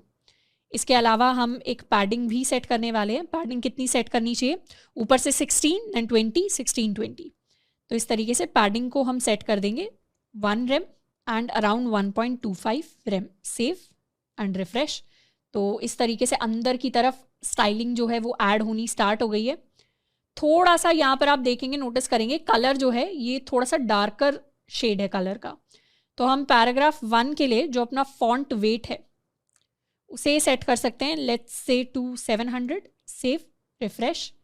तो ये काफ़ी डार्क शेड आ गया। इसका एग्जैक्ट फॉन्ट वेट अगर हमें चेक करना है, क्लिक करेंगे एंड स्टाइल के अंदर जाकर ये हमें फॉन्ट वेट मिल गया है विच इज़ इक्वल टू 700। 700 की जगह हम इसे 500 अगर बनाएं तो आई थिंक ये वाला font weight looks good as in comparison to this. उतना ही ब्राइट सा थोड़ा सा लग रहा है। एंड इसके कंपैरिजन में इनफैक्ट हम यहाँ से ओपेसिटी को अगर हटा भी दें, रिफ्रेश करें, तो ये इक्वल सी चीज़ हमें दिखाई दे रही है। या फिर ओपेसिटी को थोड़ा सा हम 0.9 सेट कर लेते हैं, रिफ्रेश। तो ये एक थोड़ा सा कॉन्ट्रास्ट आ जाएगा। अब इस बटन को थोड़ा सा स्टाइलिंग देने की कोशिश करते हैं। हमारा जो बटन है इसे हमने क्लास दी है बैज, तो हम इसे बैज की फॉर्म में क्रिएट करेंगे। बैज यानी कैप्सूल फॉर्म में इसे क्रिएट करेंगे। सबसे पहले तो इसको बैकग्राउंड कलर दे देते हैं हम वाइट कलर, रिफ्रेश। एंड इसके साथ साथ यहाँ पर क्या है, इसे ऑलरेडी एक बॉर्डर मिल रखा है। बटन्स को बाय डिफ़ॉल्ट एक बॉर्डर मिलता है, तो उसे हम नन करने वाले हैं। तो बॉर्डर को जब हम सेट कर देंगे टू नन तो इसका बॉर्डर गायब हो जाएगा, रिफ्रेश। बॉर्डर गायब हो गया। इसे एक बॉर्डर रेडियस भी दे देते हैं of around let's say 100 pixels, तो ये राउंड हो जाएगा। एंड इसके साथ साथ हम इसे थोड़ी सी पैडिंग दे सकते हैं। इस बटन के लिए चेक करें तो पैडिंग इसको दी गई है 416। सिमिलर पैडिंग प्रॉपर्टीज बटन को हम दे सकते हैं बैज को 415 यानी 0.25 rems and 15 is going to be around 1 rem, refresh. तो ये मेरा बैज क्रिएट हो गया। एंड अंदर का जो फॉन्ट वेट है इसे हम दे देंगे 700। Cancel, save, refresh. तो ये 700 आ गया, थोड़ा सा डार्कर हो गया विच इज़ गुड क्योंकि हमें डार्कर ही चाहिए था थोड़ा सा। अब यहाँ पर थोड़ी सी स्पेसिंग हम क्रिएट करने वाले हैं, तो एक ब्रीदिंग स्पेस देंगे सारी चीज़ों को। इस बैच को हम थोड़ी सी मार्जिन दे देते हैं from top. Let's give it a margin of 0.5 rem, refresh. तो थोड़ा सा नीचे हमारे पास आ जाएगा। इसके अलावा फॉन्ट का साइज आई फील थोड़ा सा हमें बढ़ा देना चाहिए, तो इसको बढ़ाकर we can make it 0.85 rems. तो ये थोड़ा सा इंक्रीज साइज होगा फॉन्ट का। साथ के साथ हमारे बैज के अंदर भी हमारी जो हाइट है that is approximately it is equal to 24 pixels. तो यहाँ पर बैज के लिए इसकी हाइट को हम सेट करने वाले हैं। Let's set it to 2 rems, refresh. तो इस तरीके की हमारे पास हाइट सेट हो जाएगी। एंड इसके अलावा एक प्रॉपर्टी हमारे पास होती है विड्थ के लिए which is fit content. Save and refresh. तो कंटेंट जो है वो फिट हो जाएगा मेरी विड्थ के अंदर। तो इस तरीके से हमारे पास हमारा बैज अपीयर करेगा। अब थोड़ी सी और एडिशनल स्पेसिंग क्रिएट करने के लिए, अब यहाँ पर ये हमारा पैराग्राफ 1 है, ये हमारा पैराग्राफ 2 है। इनके अंदर स्पेसिंग क्रिएट करने के लिए हम क्या कर सकते हैं, डिव की जगह इनको हम पैराग्राफ क्लास के अंदर ऐड कर सकते हैं। तो ये जो मेरी क्लास होगी ये मेरी पैराग्राफ क्लास बन जाएगी। सेव एंड रिफ्रेश, क्योंकि पैराग्राफ में बाय डिफ़ॉल्ट थोड़ी सी स्पेसिंग आ जाएगी। अब यहाँ पर ये ऊपर वाला जो थोड़ा सा मार्जिन है इसको कम किया जा सकता है। तो बॉक्स के अंदर ये जो मेरा मार्जिन फ्रॉम टॉप है इसको हम कर सकते हैं अप्रॉक्सीमेटली अराउंड 0.25। Save, refresh. या हम चाहें तो मार्जिन फ्रॉम टॉप को कंप्लीटली हटाया भी जा सकता है। एक बार इसे कर लेते हैं कमेंट आउट, रिफ्रेश। तो बिना मार्जिन के हमारा जो बॉक्स है कुछ ऐसा दिखाई देगा। It looks fine, kind of it looks fine. हम क्या कर सकते हैं, बॉक्स के मार्जिन की जगह हम इसकी पैडिंग को डिक्रीज कर सकते हैं। तो यहाँ तो आ जाएगा हमारे पास 0.5 रेम्स। इसकी पैडिंग को डिक्रीज करके we can make it 0.5 rems and 1 rem, refresh. तो इस तरीके से यहाँ पर भी स्पेसिंग आ जाएगी बीच में थोड़ी। एंड ये बन जाएगा मेरा फर्स्ट बॉक्स। तो ये बॉक्स ऑलमोस्ट इस तरीके का कुछ मुझे दिखाई दे रहा है, मेरा ये वाला बॉक्स। एंड अब हम क्या कर सकते हैं, इसी बॉक्स का हम कॉपी बना सकते हैं। यानी इसी बॉक्स को कॉपी किया एंड नीचे की तरफ पेस्ट कर दिया तो मेरे पास 2 बॉक्सेस आ जाएंगे। यहाँ पर हमें एक्चुअली मार्जिन की ज़रूरत है, तो हम चाहें तो मार्जिन फ्रॉम टॉप को हम रख सकते हैं 0.75, रिफ्रेश, एंड थोड़ा सा एक गैप बन गया। मार्जिन फ्रॉम बॉटम को भी 0.75 रख सकते हैं। ये जो प्रॉपर्टी है इससे अगर हम बढ़ाकर, let's suppose if we make it 2 rems, तो स्पेसिंग कुछ ऐसी होगी। तो थोड़ा सा और हम इसे बढ़ा लेते हैं, let's make it 1.75 rem, refresh. तो इस तरीके से स्पेस बन गई है दोनों बॉक्सेस के बीच में, इस तरीके से। एंड अब सेकंड बॉक्स को भी हम यही टेक्स्ट दे देते हैं, let's find some podcast to follow. ये टेक्स्ट कॉपी कर लेते हैं यहाँ पर, find some podcast to follow. And दूसरी चीज़ आ जाएगी, will keep you updated on new episodes. तो यहाँ लिख देते हैं will keep you updated on new episodes. And button के अंदर लिखा हुआ है ब्राउज पॉडकास्ट, तो यहाँ हम लिख सकते हैं browse podcast, save and refresh. तो ये आ गया मेरा फर्स्ट बटन, ये आ गया मेरा second box, not exactly button but a box. अब एक और चीज़ इंटरनली यहाँ की जा सकती है कि इस पैराग्राफ को, ये जो मेरा पैराग्राफ है, इसको हम किसी सेकंड बॉक्स के अंदर, डिव के अंदर ऐड कर दें, ताकि जब विड्थ थोड़ी सी छोटी हो मेरे साइड बार की, तो उस हिसाब से ये रैप कर जाए, यानी नेक्स्ट लाइन के अंदर चला जाए। पर उस चीज़ का इतना ज़्यादा निट पिकिंग का हमें ज़रूरत नहीं है। इतना हमारा बॉक्स क्रिएट हो गया। अभी ये क्या है, थोड़ा थोड़ा इसको रेप्लिकेट करना हमने स्टार्ट कर दिया है, थोड़ा थोड़ा अपने आइकन्स के साथ। इस बैकग्राउंड कलर ग्रीन की जगह अब हम अपने साइड बार का जो बैकग्राउंड कलर है, we can again set it to our black colour. तो इसे ब्लैक सेट कर देते हैं, #000, सेव एंड रिफ्रेश। तो ये हो गया मेरा background colour. In fact side bar को राइट की तरफ हम थोड़ी सी एक मार्जिन दे सकते हैं, क्योंकि एक स्पेस है राइट की तरफ जो यहाँ पर हमें दिखाई देती है स्पॉटिफाई पे। तो अपने साइड बार को ऊपर जाकर हम एक मार्जिन दे देते हैं from right, let's give it a margin of 0.5 rem, refresh. तो मार्जिन भी मेरे पास आ गई। अब इस तरीके से हमारा साइड बार कंप्लीटली रेडी है। साइड बार के बाद सेकंड चीज जिसको, अब अगर मेन कंटेंट को हम ढंग से एनालाइज करें, मतलब इस वाले बॉक्स को, तो इस बॉक्स के 2 पार्ट्स हैं। पहला पार्ट है ऊपर का हमारा ये स्टिकी नैव बार, यानी ये जो सारे के सारे ऑप्शंस हमें दिखाई दे रहे हैं ना, ये एक्चुअली एक नैव बार है। क्योंकि जब हम ये स्क्रॉल करते हैं तब अब क्या होते हैं, ये सारे के सारे ऑप्शंस उसी जगह रह रहे हैं। तो इस तरीके का नैव बार यानी नेविगेशन के लिए जो हम बार बनाते हैं, उसको हम पोजीशन स्टिकी दे देंगे। पोजीशन स्टिकी और पोजीशन फिक्स्ड के अंदर डिफरेंसेस होते हैं। इन डिफरेंसेस के बारे में लेक्चर के अंदर हमने बात की है। फिक्स क्या है, फिक्स तो वहीं फिक्स रह जाएगा। स्टिकी कब फिक्स होगा, जब स्क्रॉल किया जाएगा कंटेंट के थ्रू। तो इस वाले नैव पर जो स्टाइलिंग अप्लाई हो रही है, ये एग्जैक्टली स्टिकी वाली स्टाइलिंग है। तो हम सबसे पहले ऊपर एक नैव बार बनाएंगे, यानी यहाँ पर index.html के अंदर मेन कंटेंट में जाएंगे, और मेन कंटेंट के अंदर हमारे 2 डिव्स होंगे। एक होगा मेरा स्टिकी नैव, इसको हम कह सकते हैं, ये मेरा ऊपर वाली ये नैव बार वाली लाइन को हम क्रिएट करेंगे, यानी इस वाली लाइन को। एंड दूसरा होगा मेरा ये वाला पार्ट, इसको हम एल्बम्स वाला पार्ट कह सकते हैं, या इनको हम कार्ड्स वाला पार्ट कह सकते हैं। तो कुछ भी नाम दे सकते हैं, इसे हम एक और डिव नाम दे देंगे, कह देंगे कार्ड्स। इसे कर लेते हैं सेव। सबसे पहले बात करेंगे हम अपने स्टिकी नैव की। तो स्टिकी नैव के अंदर क्या क्या चीज़ है, इतने पार्ट को अगर एनालाइज करें तो इसके अंदर सबसे पहले तो एक लेफ्ट एरो आ रही है, राइट एरो आ रही है। उसके बाद हमारे पास ये एक बैज आ रहा है एक्सप्लोर प्रीमियम का, ये एक बैज आ रहा है जिसके अंदर एक आइकन है, और ये एक एडिशनल यूजर का आइकन आ रहा है। तो इन सारी चीज़ों को हमें प्लेस करना है। सबसे पहले बात करते हैं कि हम अपने डिव के अंदर इन दोनों आइकन्स को प्लेस करेंगे। इन दोनों आइकन्स को ऑलरेडी हमने एसेट्स के अंदर प्रोवाइड कर रखा है, तो इमेज की फॉर्म में इनको ऐड करने वाले हैं। सबसे पहले तो ये बैकवर्ड्स वाला आइकन आएगा, तो यहाँ पर मेरा जो बैकवर्ड आइकन है वो आ जाएगा। एंड उसके बाद हमारे पास आएगा मेरा फॉरवर्ड आइकन। तो एसेट्स के अंदर जाकर फॉरवर्ड आइकन, सेव। हमें ये चीज़ ध्यान रखनी है कि जो हमारा एसेट फोल्डर हो उसके बाहर मेरा index.html होना चाहिए, एंड एसेट फोल्डर्स के अंदर सारी इमेजेस। नहीं तो हमारा ये वाला पाथ हमें कुछ और ही लिखना पड़ेगा यहाँ पर। तो सही पाथ हम लिख रहे हो, सही चीज़ को एक्सेस करने के लिए, वो चीज़ ज़रूरी है। तो ये मेरा लेफ्ट वाला एरो आ गया, ये मेरा राइट वाला एरो आ गया। अब हमें यहाँ पर बैजेस क्रिएट करने हैं, पहला बैज, दूसरा बैज। तो बैज क्रिएट करने के लिए सिंपली हम ये बटन जो है इसको कॉपी कर लेंगे, और यहाँ पर इमेज के बाद 2 बटन्स क्रिएट कर देंगे। पहले बटन में आएगा एक्सप्लोर प्रीमियम, फिर इंस्टॉल ऐप। तो पहले बटन में लिख देंगे एक्सप्लोर प्रीमियम, प्रीमियम का P यहाँ पे कैपिटल है, एंड उसके बाद install app.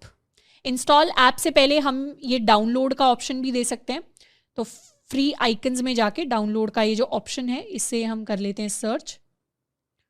We can search for the download option. यहाँ पर ये वाला जो ऑप्शन है एग्जैक्ट तो नहीं मिलेगा, बट आई थिंक इस वाले के नियर अबाउट है। इसको कर लेते हैं कॉपी, एंड यहाँ पे बटन के अंदर इसको करेंगे जाके पेस्ट, सेव, एंड अपने वेब पेज पे आके रिफ्रेश।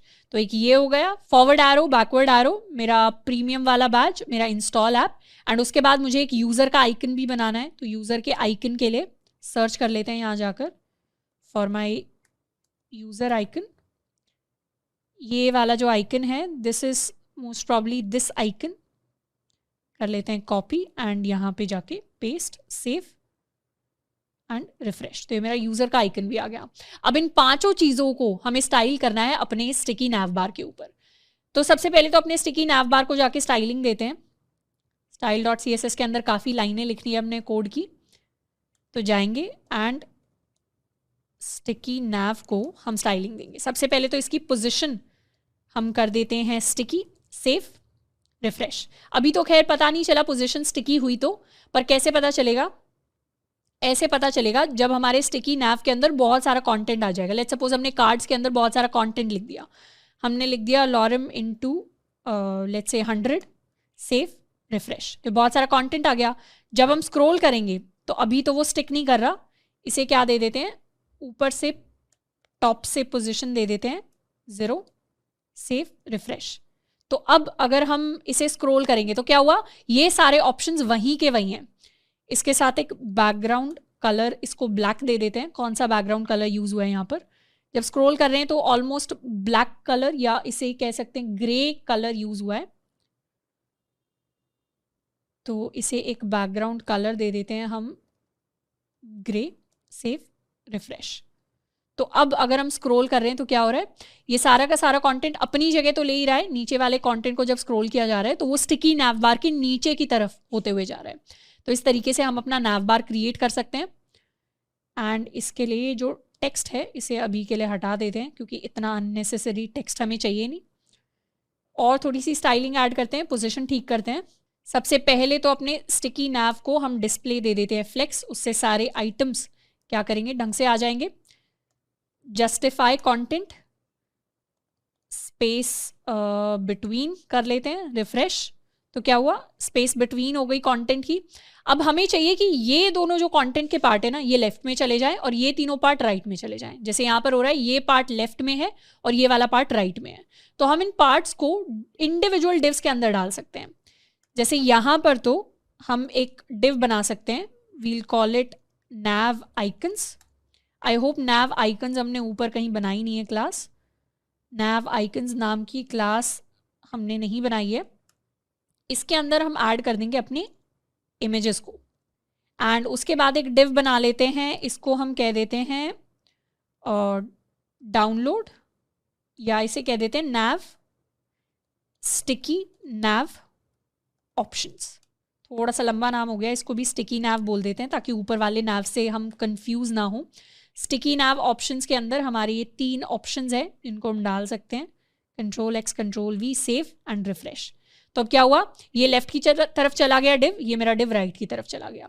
इसको अगर स्पेस वाइज भी ठीक करना है, यानी वर्टिकली अगर सेंटर करना है, तो उसके लिए हम कर सकते हैं जस्टिफाई या align items, centre, save and refresh. तो ये सेंटर के अंदर अलाइन हो गए। इंडिविजुअली हम चाहें तो इन सारे बॉक्सेस को भी फ्लेक्स बना सकते हैं। ये वाला जो मेरा डिव है, यानी ये वाला जो डिव आएगा स्टिकी नैव आइकन्स, और ये वाला जो डिव आएगा स्टिकी नैव ऑप्शंस, दोनों को हम डिस्प्ले फ्लेक्स बना सकते हैं। उससे पहले हम थोड़ी सी यहाँ पर ऊपर की तरफ क्या है, स्पेस दी हुई है, तो थोड़ी सी इस डिव के लिए पैडिंग ऐड कर लेते हैं। तो let's add a padding top of 1 rem। Left और राइट के अंदर हम पैडिंग नहीं ऐड करने वाले, बॉटम में भी दे देते हैं 1 rem, सेव, रिफ्रेश। तो ये क्या हुआ, थोड़ी सी स्पेसिंग आ गई ऊपर की तरफ एंड नीचे की तरफ। अब यहाँ पर जाकर हम आइकन का साइज देखें तो दिस इज अराउंड 32 पिक्सल्स, यानी 2 rems। एंड इसका भी अगर हम जाकर साइज देखें तो दिस इज 24 पिक्सल्स। तो हम चाहें तो साइज़ को बड़ा कर सकते हैं। तो मेरे स्टिकी नैव आइकन्स के अंदर जो आइकन्स का फॉन्ट साइज़ है, इस फॉन्ट साइज़ को जाकर हम बढ़ा सकते हैं टू 2 rem। Save, refresh. तो अब आइकन का साइज़, ये आइकन नहीं, it is exactly my image. Image को साइज़ बढ़ाना है तो हाइट दे देंगे उसे, और हम विड्थ दे देंगे ऑफ 2 rems। Save, refresh. तो ये थोड़ा सा बड़ा हो गया साइज़ में, पर हमें आई डोंट थिंक हमें इतना बड़ा चाहिए साइज़ में। हम चाहें तो इस डिव को साइड से लेफ्ट की तरफ से थोड़ी सी मार्जिन दे सकते हैं। तो स्टिकी नैव आइकन्स जो हैं, इसे हम मार्जिन दे देंगे from left 0.5 rems। Save, refresh. तो थोड़ा सा लेफ्ट से स्पेसिंग यहाँ पर बन गई। चाहे तो थोड़ी सी एक्स्ट्रा स्पेसिंग और दे सकते हैं, 7.5 rems भी रखा जा सकता है, थोड़ी सी और एक्स्ट्रा स्पेसिंग आ जाएगी। अब इन 3 चीज़ों की, ये जो लास्ट के जो 3 डिव्स हैं, इनको स्टाइलिंग देने के लिए हमने क्या किया है, इनको इंडिविजुअल एक बॉक्स के अंदर ऐड किया है, which is my sticky naive options. तो उसे हम बना लेते हैं डिस्प्ले फ्लेक्स। स्टिकी नैव ऑप्शंस था शायद नाम यहाँ पर, स्टिकी नैव ऑप्शंस। इसके लिए हम बना लेते हैं इसे display flex, justify content, centre, refresh, and उसके साथ साथ कर देते हैं align items, centre, save and refresh. तो ये तीनों आइटम्स अलाइन होकर आ गए। इन तीनों आइटम्स को हम थोड़ा सा मार्जिन दे सकते हैं। Let's give them a margin from left 0.5 rems। Save, refresh. थोड़ी सी और ऐड कर सकते हैं, 2 rems की अगर मार्जिन दी। ये मार्जिन लेफ्ट हमें देनी पड़ेगी अपने स्टिकी नैव ऑप्शंस के इंटरनल डिव्स को। Save, refresh. या फिर इसे हम मार्जिन फ्रॉम राइट कर लेते हैं 0.5 rems। रिफ्रेश। मार्जिन हमारी एग्जैक्टली आकर यहाँ पर अप्लाई नहीं कर रही, टॉप के लिए मार्जिन आ रही है 0.5। Let's make it 1 rem। Save, refresh. तो अभी भी मेरे टॉप के लिए 5 rems की मार्जिन मेरे पास आ रही है यहाँ पर। अच्छा, ये हम डिव की मार्जिन सेट करने की कोशिश कर रहे हैं, पर वहाँ एग्जैक्टली क्या है, स्टिकी नैव ऑप्शंस के अंदर डिव नहीं है, बटन्स बने हुए हैं। तो यहाँ मुझे बटन करना पड़ेगा, रिफ्रेश। तो अब क्या हुआ, मार्जिन आ गई। हमें इस आइकन को भी थोड़ी सी मार्जिन देनी पड़ेगी। अब तीनों को थोड़ी सी इक्वल मार्जिन देनी है, तो यहाँ हम एक क्लास और ऐड कर सकते हैं। बैज की जगह इसको कह सकते हैं हम नैव आइटम। ये भी मेरी नैव आइटम क्लास हो गई, ये भी नैव आइटम, ये भी नैव आइटम। तो हम सिंपली यहाँ अपने नैव आइटम के लिए मार्जिन दे सकते हैं फ्रॉम राइट 1 rem के इक्वल। थोड़ी सी और एक्स्ट्रा भी ऐड की जा सकती है। Let's give it 1.5 rem। Looks nice. तो या कम हमने दे दिया तो 1 rem ही देते हैं, इतना ठीक लग रहा है। अब थोड़ा सा ये जो मेरा बैज है, ये वाइट कलर में, ये जो मेरा बैज है ये ब्लैक कलर में है, तो इसका भी कलर हमें ब्लैक करना पड़ेगा। तो इसको हम क्या कर सकते हैं, इसको हम स्टाइलिंग दे सकते हैं। जैसे यहाँ पर हमने इसे बैज क्लास दी है, इसको एक और क्लास दे देते हैं, डार्क बैज। तो डार्क बैज की भी स्टाइलिंग ऐड कर देंगे। हमारी बैज की स्टाइलिंग यहाँ पर है, तो एक डार्क बैज के अंदर और क्या एडिशनल चीज़ें होंगी। डार्क बैज के अंदर बैकग्राउंड कलर एक तो चेंज हो जाएगा, बैकग्राउंड कलर हमारा डार्क हो जाएगा which is 000, and foreground colour change हो जाएगा टू वाइट। Save, refresh. तो क्या हो गया, ब्लैक इसका बैकग्राउंड कलर हो गया, फॉरग्राउंड कलर मेरे पास डार्क होकर आ गया। इसके अलावा थोड़ी सी स्पेसिंग दे सकते हैं आइकन और इसके बीच में, यानी यहाँ से ये जो मेरा आइकन है, हम क्या कर सकते हैं, इस आइकन के लिए ही इनलाइन स्टाइलिंग ऐड कर सकते हैं। Let's give it an inline style of margin from left 5 pixels या मार्जिन फ्रॉम राइट 5 पिक्सल्स इसे देंगे। रिफ्रेश। तो क्या किया इसने, थोड़ा सा राइट से अब गैप बनाया। इस गैप को हम एनालाइज भी कर सकते हैं। इसे हमने मार्जिन दी है यहाँ पर ये हमने मार्जिन राइट सेट कर रखी है जो थोड़ी सी हाईलाइट हो रही है स्क्रीन पर, तो गैप हमारा क्रिएट हो गया है एंड आई बिलीव इतना काफ़ी है। अब एक और स्पेशल चीज़ हम क्रिएट करने वाले हैं, यहाँ पे हम थोड़ा सा मीडिया क्वेरीज का यूज़ देखेंगे कि एग्जैक्टली वेबसाइट के अंदर मीडिया क्वेरीज का यूज़ होता कैसे है। थोड़ा सा अगर हम इसकी साइजिंग को कम कर दें, यानी अगर हम अपने डेस्कटॉप की जो विड्थ है, स्क्रीन का जो साइज है उसको छोटा करें, तो अराउंड 1000 पिक्सल्स के अराउंड हम एक चेंज देखेंगे। क्या चेंज देखेंगे? इस चीज़ को नोटिस करना है और इस आइकन को, बैक वाले आइकन को नोटिस करना है। जैसे ही हम छोटा, बैक वाले नहीं सॉरी, फॉरवर्ड वाले आइकन को नोटिस करना है। जैसे ही स्क्रीन साइज अराउंड 1000 पिक्सल से छोटा होगा वैसे ही मेरा प्रीमियम वाला बटन गायब हो जाएगा और ये वाला बटन गायब हो जाएगा, फॉरवर्ड वाला आइकन। तो यही सेम स्टाइलिंग हम क्रिएट कर सकते हैं with the help of media queries, यानी I can write a media query @media, जिसमें हम व्यूपोर्ट की जो विड्थ है वो मैक्सिमम विड्थ जब तक 1000 पिक्सल्स रहेगी तब तक हम क्या कर सकते हैं, तब तक हमारा ये जो स्टिकी नैव ऑप्शंस है, तो स्टिकी नैव ऑप्शंस के अंदर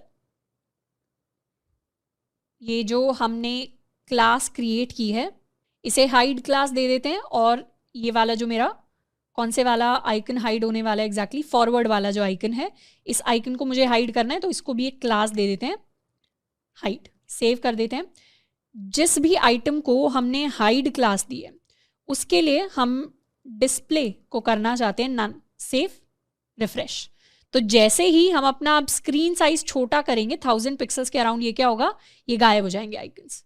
तो इस तरीके की चीज़ जो इम्प्लीमेंट होती है वेबसाइट के ऊपर, उसको मीडिया क्वेरीज की हेल्प से इम्प्लीमेंट किया जा सकता है।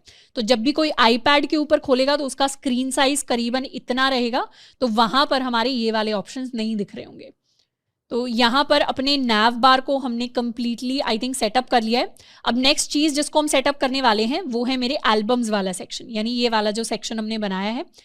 इस सेक्शन को सेटअप करने के लिए हम आ जाते हैं index.html के अंदर और कार्ड्स वाले इस डिव को हम कंप्लीट करेंगे। तो बीच में हमारी थोड़ी सी जो रिकॉर्डिंग है वो सेव नहीं हुई, इसीलिए स्पॉटिफाई के पेज पर आपको ये एल्बम्स थोड़ी सी डिफरेंट हो सकता है दिख रही हूँ, पर उसमें कोई घबराने की बात नहीं है। ओवरऑल लेआउट हमारा सेम है। अब हम अपना जो बिल्ड करेंगे नेक्स्ट कंपोनेंट वो है हमारा ये वाला, मतलब कार्ड्स वाला कंपोनेंट।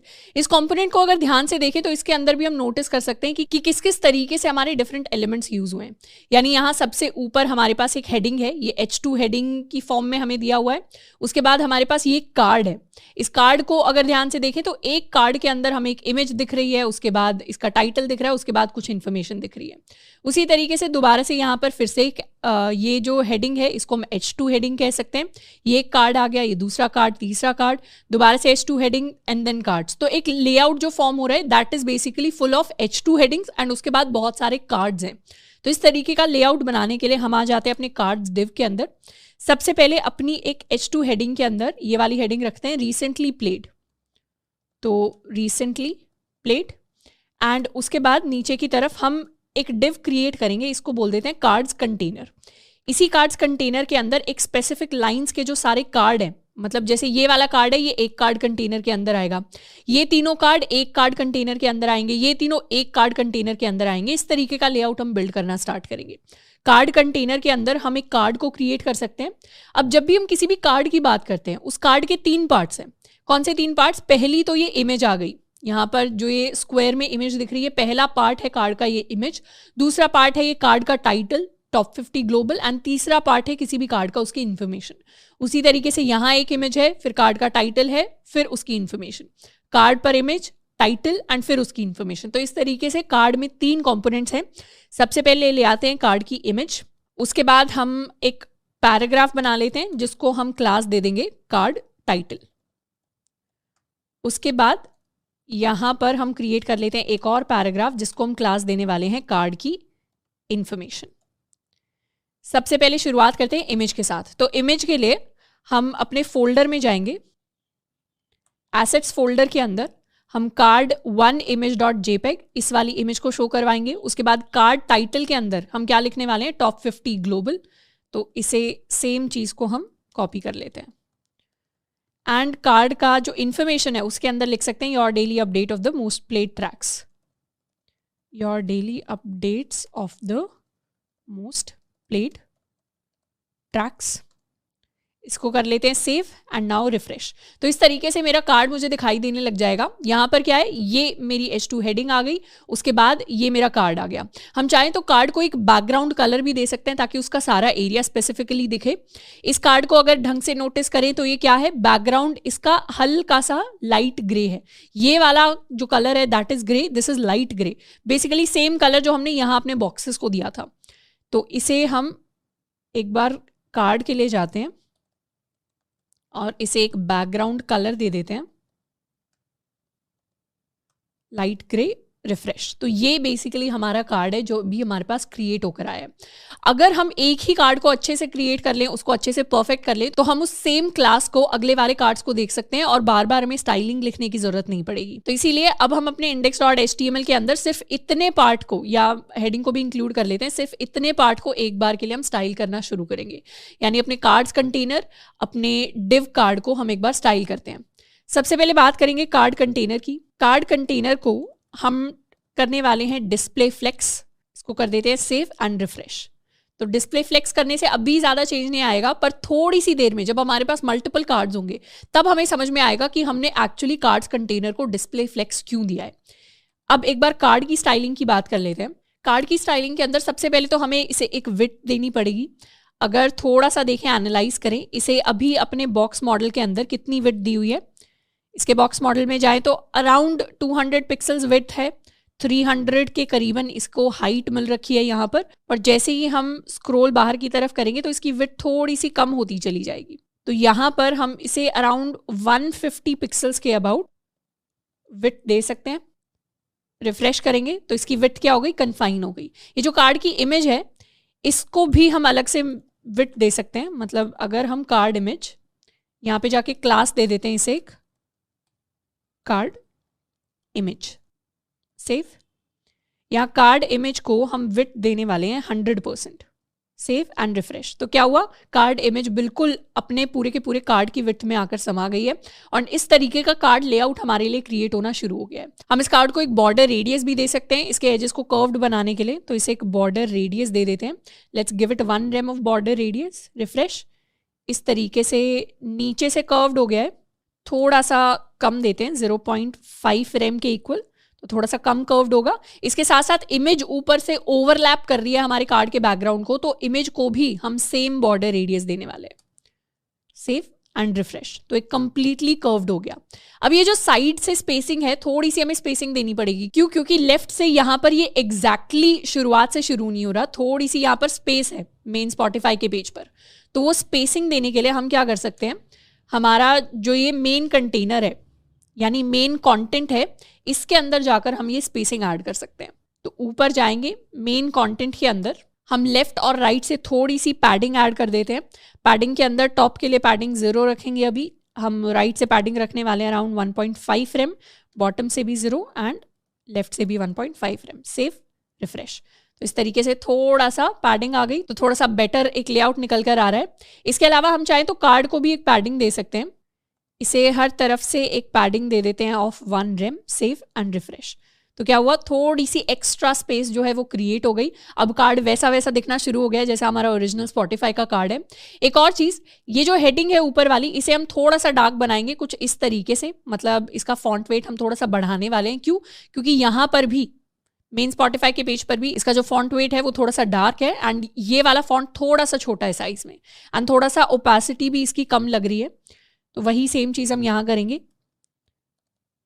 कार्ड टाइटल के लिए हम इसका फॉन्ट वेट सेट कर देते हैं, लेट्स से टू 600, रिफ्रेश। तो ये थोड़ा सा डार्कर हो गया शेड में। अब इस वाले फॉन्ट को, मतलब ये इन्फॉर्मेशन वाले फॉन्ट को हम थोड़ा सा छोटा कर देंगे। कार्ड इन्फो, इसके फॉन्ट साइज को हम सबसे पहले रख लेते हैं 0.5 rems, रिफ्रेश। तो ये थोड़ा सा छोटा हो गया साइज में।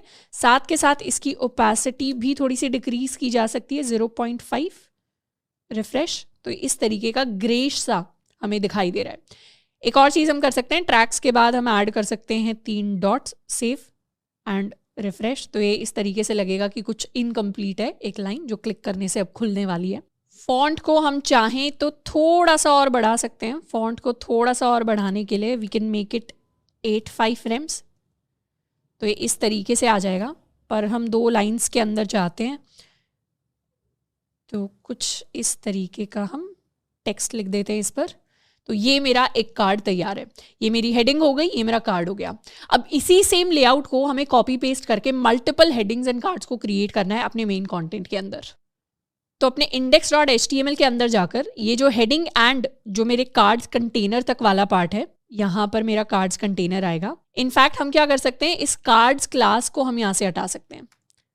कार्ड्स क्लास को हटा दिया एंड इस div को भी हटा देते हैं। तो बेसिकली क्या किया जा रहा है, यहाँ पर डायरेक्टली जो मेन कंटेंट था, मतलब ये वाली मेरी क्लास थी मेन कंटेंट के अंदर हमने स्टिकी नैव बनाया।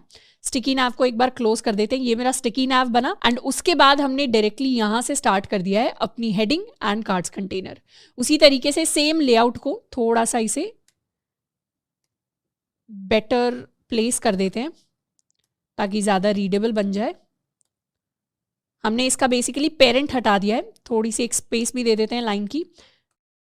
ये मेरा एक सेट है मेरी हेडिंग और कार्ड्स कंटेनर का, इसको कॉपी कर लेंगे तो ये मेरा दूसरा सेट आ जाएगा। यहाँ पर हम लिख सकते हैं let's make it trending now near you. तो ये वाला सेक्शन हम बना सकते हैं ट्रेंडिंग नाउ नियर यू। इसे कर लेते हैं सेव एंड अगेन रिफ्रेश। तो ये ट्रेंडिंग नाउ नियर यू का सेक्शन बन गया। इसमें भी मेरे पास ये कार्ड्स आ गए हैं। हम चाहे तो मल्टीपल कार्ड्स क्रिएट कर सकते हैं। So let's create 3 cards. Save. यहाँ पर हम कार्ड इमेज 2 यूज़ कर सकते हैं, 3 यूज़ कर सकते हैं, 4 कर सकते हैं। Save and refresh. तो इस तरीके से मल्टीपल इमेजेस मेरे पास आ गई।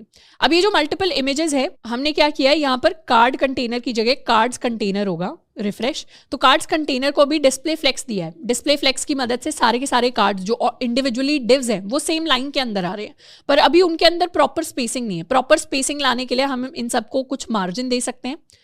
तो कार्ड्स को मार्जिन देने के लिए हम सबको दे सकते हैं margin left of 1.5 frames. Refresh करेंगे तो इस तरीके से थोड़ी सी स्पेसिंग जो है अच्छे से आ गई। अब हम एक और चीज़ चाहते हैं कि अब मान लेते हैं अगर किसी केस में हमारे पास 5 कार्ड्स हुए, लेट्स मेक इट 5। इसी कार्ड वाले डिव को पेस्ट कर देते हैं 1 2 3 4 और ये हमारे पास 5 कार्ड्स हैं। इमेजेस चेंज कर लेते हैं 2 3 4। इसको 5th इमेज बना देते हैं, इसको दोबारा से 1st इमेज बना सकते हैं, या फिर इसे हम 3rd 4th ही रखते हैं अभी के लिए। तो कौन सी इमेज मैंने यूज़ की है, कार्ड 2 कार्ड 3 कार्ड 4, दोबारा से कार्ड 3 एंड कार्ड 4 वाली इमेज यूज़ की है। इसको कर लेते हैं सेव एंड रिफ्रेश। तो अब क्या हुआ, हमारी एक सिंगल लाइन के अंदर हमारे पास 5 कार्ड्स अवेलेबल है। बट ये वाले कार्ड इस वाले कार्ड से थोड़े से ज़्यादा अजीब लग रहे हैं। क्यों? क्योंकि इनका साइज़ बहुत ज़्यादा स्क्वीज होकर छोटा हो गया है। अब इन कार्ड्स को अगर हमें और बेटर लेआउट में डिस्प्ले कराना है कि हम चाहते हैं इस तरीके के ये दिखें, हम चाहते हैं कि कार्ड का जो ओरिजिनल साइज है वो तो वो रिटेन करे, पर अगर ओरिजिनल साइज एक सिंगल लाइन के अंदर नहीं आ पा रहा है तो कार्ड्स नेक्स्ट लाइन के अंदर चले जाएं। इस तरीके का लेआउट बनाने के लिए हम अपने कार्ड्स कंटेनर को डिस्प्ले फ्लेक्स के साथ अपनी जो फ्लेक्स रैप प्रॉपर्टी है उसकी वैल्यू सेट कर सकते हैं टू रैप। इसको कर लेंगे सेव एंड रिफ्रेश। तो इस केस में क्या हुआ, अगर मल्टीपल कार्ड्स हैं तो अब वो मल्टीपल लाइंस पर रैप कर जाएंगे। तो डिस्प्ले रैप का काम होता है कि कार्ड्स को जितनी विड्थ चाहिए उतनी तो वो ऑक्यूपाई करेंगे, अगर मल्टीपल हैं तो मल्टीपल लाइंस में चले जाएंगे। अब यहाँ पर मार्जिन टॉप भी हम दे देते हैं क्योंकि ये कार्ड एक दूसरे के साथ इंटरसेक्ट कर रहे हैं। तो यहाँ पर एक मार्जिन टॉप दे देते हैं, let's give it a margin top of 1 rem. Refresh. तो इस तरीके से मेरे कार्ड्स का लेआउट क्रिएट हो जाएगा। एंड जब हम अपने स्क्रीन साइज को और छोटा करेंगे तो ये मल्टीपल लाइंस में चले जाएंगे। जब स्क्रीन साइज को बड़ा करेंगे तो मल्टीपल कार्ड्स आ जाएंगे। इसको क्रॉस कर दिया, फुल स्क्रीन में एक बार में 4 कार्ड्स हमारे पास आ सकते हैं। तो इस तरीके से थोड़ा सा रिस्पॉन्सिव टाइप लेआउट हमने क्रिएट कर लिया है। अब 3 कार्ड्स वाले लेआउट के हिसाब से हम और एक और लाइन ऐड कर सकते हैं for our heading and container. इसे कर लेते हैं कॉपी एंड इसे कर लेते हैं यहाँ पे पेस्ट। तो लास्ट जो लाइन हम ऐड करेंगे वो अपने फीचर्ड चार्ट्स की होगी। इसको लिख लेते हैं फीचर्ड चार्ट्स। कार्ड्स के अंदर हम 3 कार्ड्स को क्रिएट करेंगे कार्ड्स कंटेनर में। ये मेरा फर्स्ट कार्ड हो गया, second card, third card. Image कौन सी रखेंगे, इमेज रख लेते हैं, इमेज ऊपर हमने 4 तक यूज़ की थी, इसको कर देते हैं 5 6 एंड ये दोबारा से हमारी कार्ड इमेज 1 रहेगी। इसको कर लेते हैं सेव एंड रिफ्रेश। तो ये क्या आ गया, फीचर्ड चार्ट्स आ गया। ये टॉप 50 ग्लोबल, दूसरा टॉप 50 ग्लोबल, तीसरा टॉप 50 ग्लोबल। हम चाहें तो कार्ड्स की इन्फॉर्मेशन या फिर कार्ड के जो टाइटल की इन्फॉर्मेशन है वो सब इंडिविजुअली चेंज कर सकते हैं। अच्छा, यहाँ पर जब हम स्क्रॉल कर रहे हैं तो एग्जैक्टली नीचे तक हम नहीं देख पा रहे, यानी कार्ड के नीचे तक हम अभी के लिए देख नहीं पा रहे। तो उसके लिए एक जुगाड़ करते हैं, ऑल्दो इस जुगाड़ को हम अभी फिक्स कर देंगे थोड़ी देर में। हम क्या करेंगे, अपने मेन कंटेंट के अंदर बहुत सारी नेक्स्ट लाइन ऐड कर देते हैं। इसे कर लेते हैं कॉपी, सेव, रिफ्रेश। तो अब क्या हो रहा है, बहुत सारी नेक्स्ट लाइन ऐड हो गई है। तो अब कार्ड्स कंटेनर को हम बिल्कुल नीचे तक देख पा रहे हैं। अगर हमें किसी भी इंडिविजुअल कार्ड के लिए उसकी इन्फॉर्मेशन चेंज करनी है, जैसे let's suppose top songs India ये वाला कार्ड है, तो इसके अंदर क्या टाइटल है, टॉप सॉन्ग्स इंडिया। तो इस कार्ड के, ये कार्ड नंबर 6 है, यहाँ पर जा सकते हैं टॉप सॉन्ग्स एंड इसको कर देते हैं इंडिया, सेव एंड रिफ्रेश। तो क्या हुई, इसकी इन्फॉर्मेशन चेंज हो गई टू टॉप सॉन्ग्स इंडिया। इस तरीके से हम सारे के सारे कार्ड्स की इन्फॉर्मेशन सेट कर सकते हैं according to what is written on Spotify, but वो निटपिकिंग ही हो जाएगी। आपको क्या करना है, अपने टाइम में बैठकर सारे के सारे कार्ड्स के टाइटल एंड उनकी इन्फॉर्मेशन को रीसेट करना है अकॉर्डिंगली कि जो भी पिक्चर दिखाई दे रही है। तो ये यहाँ पर हमने कार्ड्स का एक लेआउट क्रिएट कर लिया। अब अगर हम मेन स्पॉटिफाई की वेबसाइट पर जाएं तो वहां पर कार्ड्स के अलावा एक और चीज़ है। लास्ट में हमारे पास ये छोटी सी लाइन सी बनी हुई है, इस पर जाकर हम स्क्रॉल कर सकते हैं। तो this is basically a naive footer. Footer क्या होता है, एंड में कुछ चीज़ें लिखी होती हैं, उसको यूजुअली फुटर कहते हैं, पर यहाँ पर इन्होंने डिव का नाम ही या नैव के अंदर फुटर नाम इसको दे रखा है। तो हम भी क्या करेंगे, इस लाइन को क्रिएट करने के लिए हम जहाँ पर हमने ये ब्रेक लाइन यानी BR टैग लिखा था वहाँ पर एक डिव क्रिएट कर लेंगे जिसको हम नाम देंगे फुटर। अब फुटर के अंदर हम एक और डिव बना लेंगे जिसको हम नाम देंगे लाइन। अभी के लिए क्या करेंगे, फुटर एंड लाइन को अगर हमें कुछ स्टाइलिंग सेट करनी है तो सबसे पहले फुटर के लिए एक हाइट कुछ सेट कर देते हैं। Let's give it a height of about 300 pixels, save, refresh. तो ये क्या हुआ, यहाँ पर अब मेरा फुटर नाम का डिव आ गया जिसकी हाइट अराउंड 300 पिक्सल्स के इक्वल है। हम चाहें तो हाइट को थोड़ा सा छोटा भी कर सकते हैं, 250 पिक्सल्स भी रख सकते हैं, 200 भी काफ़ी होगा, बट अभी के लिए इतना ही करते हैं। अब फुटर के अंदर हमने एक लाइन नाम का डिव बनाया है। ये जो लाइन नाम का डिव है इसे हम चाहते हैं कि ये फुटर की एग्जैक्टली अबाउट 90% विड्थ ले ले और हाइट की टर्म्स में ये 30% हाइट ले ले, और हम चाहते हैं कि इसके पास अपना एक बॉर्डर हो। बॉर्डर टॉप इसे हम दे देते हैं 1 pixel solid white, save, refresh. तो ये क्या हुआ, ये मेरा लाइन नाम का डिव आ गया। यहाँ पर ये जो डिव आ रहा है ये मेरा लाइन नाम का डिव है। इसका सिर्फ टॉप वाला बॉर्डर दिखाई दे रहा है जो बेसिकली एक सिंगल लाइन हमारे पास क्रिएट होकर आ गई। अब इस लाइन को हमें अच्छे से सेट करना है, तो पहले तो इसको एक ओपेसिटी दे देते हैं। Let's give it a opacity of 0.4, refresh. तो ये पतली सी हो गई है लाइन अब मेरे पास। एंड इस पतली सी लाइन को अगर हमें नीचे की तरफ सेट करना है तो अपने फुटर को हम दे सकते हैं डिस्प्ले फ्लेक्स, एंड इसके लिए अलाइन आइटम्स को हम कर सकते हैं सेंटर, सेव, रिफ्रेश। तो ये सेंटर पे हो गया, एंड साथ के साथ जस्टिफाई कंटेंट भी कर सकते हैं सेंटर, रिफ्रेश। तो क्या हो गई, लाइन मेरी सेंटर में आ गई। इस तरीके से हम अपनी लाइन को क्रिएट कर सकते हैं स्पॉटिफाई पेज के लिए। हम चाहें तो थोड़ा सा और ऊपर अगर हमें इस लाइन को ऐड करना है तो सिंपली क्या करना पड़ेगा, सिर्फ हाइट बढ़ानी पड़ेगी। सेव करेंगे, रिफ्रेश। तो क्या हुई, हाइट बढ़ गई। तो मेरा डिव क्या हुआ, ज़्यादा स्पेस ऑक्यूपाई कर रहा है तो उसका टॉप ऊपर की तरफ आ गया। आई होप ये फंडा में समझ में आया होगा कि ये मेरा लाइन डिव है, इसकी हाइट जितनी बढ़ेगी क्योंकि हमने सिर्फ बॉर्डर टॉप दिया है तो वो टॉप उतना ही ऊपर की तरफ खिसकता जाएगा, मतलब मेरी लाइन उतनी ऊपर की तरफ खिसकती जाएगी। तो ये हमने इस लाइन को क्रिएट कर लिया है। अब यहाँ तक हमने सक्सेसफुली 2 कंपोनेंट्स को क्रिएट कर लिया है। एक है मेरा ये साइड बार एंड दूसरा है हमारा नैव बार, एंड साथ के साथ हमारा मेन कंटेंट। अब मेन कंटेंट के अंदर एक और चीज़ है, जब हम स्क्रॉल करते हैं एक चीज़ आप नोटिस करिए कि ये जो मेरा टेक्स्ट है, ये जो मेरा कार्ड के ऊपर टेक्स्ट लिखा हुआ है कार्ड इन्फॉर्मेशन वाला, जब भी मैं स्क्रॉल करूंगी ना ये टेक्स्ट मेरे नेविगेशन बार मतलब इस बार के ऊपर आ रहा है, स्टिकी नैव के ऊपर। और थोड़ा सा स्क्रॉल करेंगे तो ये वाला टेक्स्ट भी यहाँ पे क्या कर रहा है, क्लैश कर रहा है इस नैव के कंटेंट के साथ। हम क्या चाहते हैं, ये जो मेरा स्टिकी नैव है ये पोजीशन में सबसे ऊपर की तरफ रहे। अगर हमारे पूरे के पूरे पेज का लेआउट है तो उनमें से सबसे ऊपर हमारा स्टिकी नैव दिखना चाहिए। तो इस तरीके से जब एलिमेंट्स ओवरलैप करते हैं और हमें किसी एलिमेंट को सबसे ऊपर दिखाना होता है तो उसके लिए हम Z इंडेक्स प्रॉपर्टी को सेट कर देते हैं। तो अपने स्टिकी नैव के ऊपर जाएंगे एंड इसके लिए हम अपने Z इंडेक्स को किसी भी पॉजिटिव वैल्यू पर सेट कर सकते हैं क्योंकि अभी तक हमने ज़्यादा किसी को Z इंडेक्स दिया नहीं है। इसे let's suppose we give it a Z index of 10। इसे करेंगे रिफ्रेश और अब जब स्क्रॉल करेंगे तो ये जो इन्फॉर्मेशन है कार्ड इन्फॉर्मेशन गायब हो जाएगी, यानी एक लेयर में नीचे की तरफ जा रही होगी। तो इस तरीके से हम अपनी लेयर्स क्रिएट कर सकते हैं डिफरेंट डिफरेंट एलिमेंट्स की। अब सक्सेसफुली 2 पार्ट्स को कंप्लीट कर लिया है, अब आते हैं अपने तीसरे पार्ट की तरफ। नेक्स्ट हम स्टार्ट करने वाले हैं अपने म्यूजिक प्लेयर के साथ, यानी ये जो बॉटम वाला पार्ट है इस पार्ट के साथ स्टार्ट करेंगे। अगर हम स्पॉटिफाई के म्यूजिक प्लेयर को देखें तो इसको हम 3 इक्वल पार्ट्स के अंदर डिवाइड कर सकते हैं। हमारा पहला पार्ट होगा ये वाला पार्ट, जिसमें बेसिकली हमारी जो एल्बम प्ले हो रही है वो दिखाई देती है, उसका नाम, उसका सिंगर एंड 2 आइकन्स दिखाई दे रहे हैं। सेंटर वाला जो पार्ट है वो है ये वाला पार्ट, जिसमें हमारा प्रोग्रेस बार है एंड बेसिकली हमारा पूरा का पूरा जो प्लेयर है वो दिखाई दे रहा है। एंड थर्ड पार्ट होता है हमारे कुछ कुछ कंट्रोल्स का, जिसमें ये एक बटन है, ये दूसरा बटन है, बेसिकली कुछ कुछ आइकन्स यहाँ थर्ड पार्ट के अंदर, इस थर्ड पार्ट के अंदर भी दिखाई दे रहे हैं। जब इसको स्क्रॉल करते हैं तो पूरा डिव हमें दिखाई दे रहा है, जो बेसिकली 3 पार्ट्स के अंदर डिवाइडेड है। इनके अगर डायमेंशंस देखें तो ऑलमोस्ट ये वाला जो पार्ट है ऑलमोस्ट 25%, ये वाला पार्ट भी 25%, एंड जो मिडिल वाला पार्ट है ये almost I can say 50% occupy करता है, क्योंकि सेंटर वाला पार्ट ज़्यादा लंबा है एंड लेफ्ट और राइट वाले पार्ट थोड़े से छोटे हैं डायमेंशंस में। अब हम क्या करेंगे, क्लास के अंदर हम इस सेंटर वाले म्यूजिक प्लेयर को बिल्ड करेंगे। आपके लिए एज अ होमवर्क प्रॉब्लम दिया गया है कि आपको ये लेफ्ट वाला एंड ये राइट वाला प्लेयर जो है इनको बिल्ड करना है।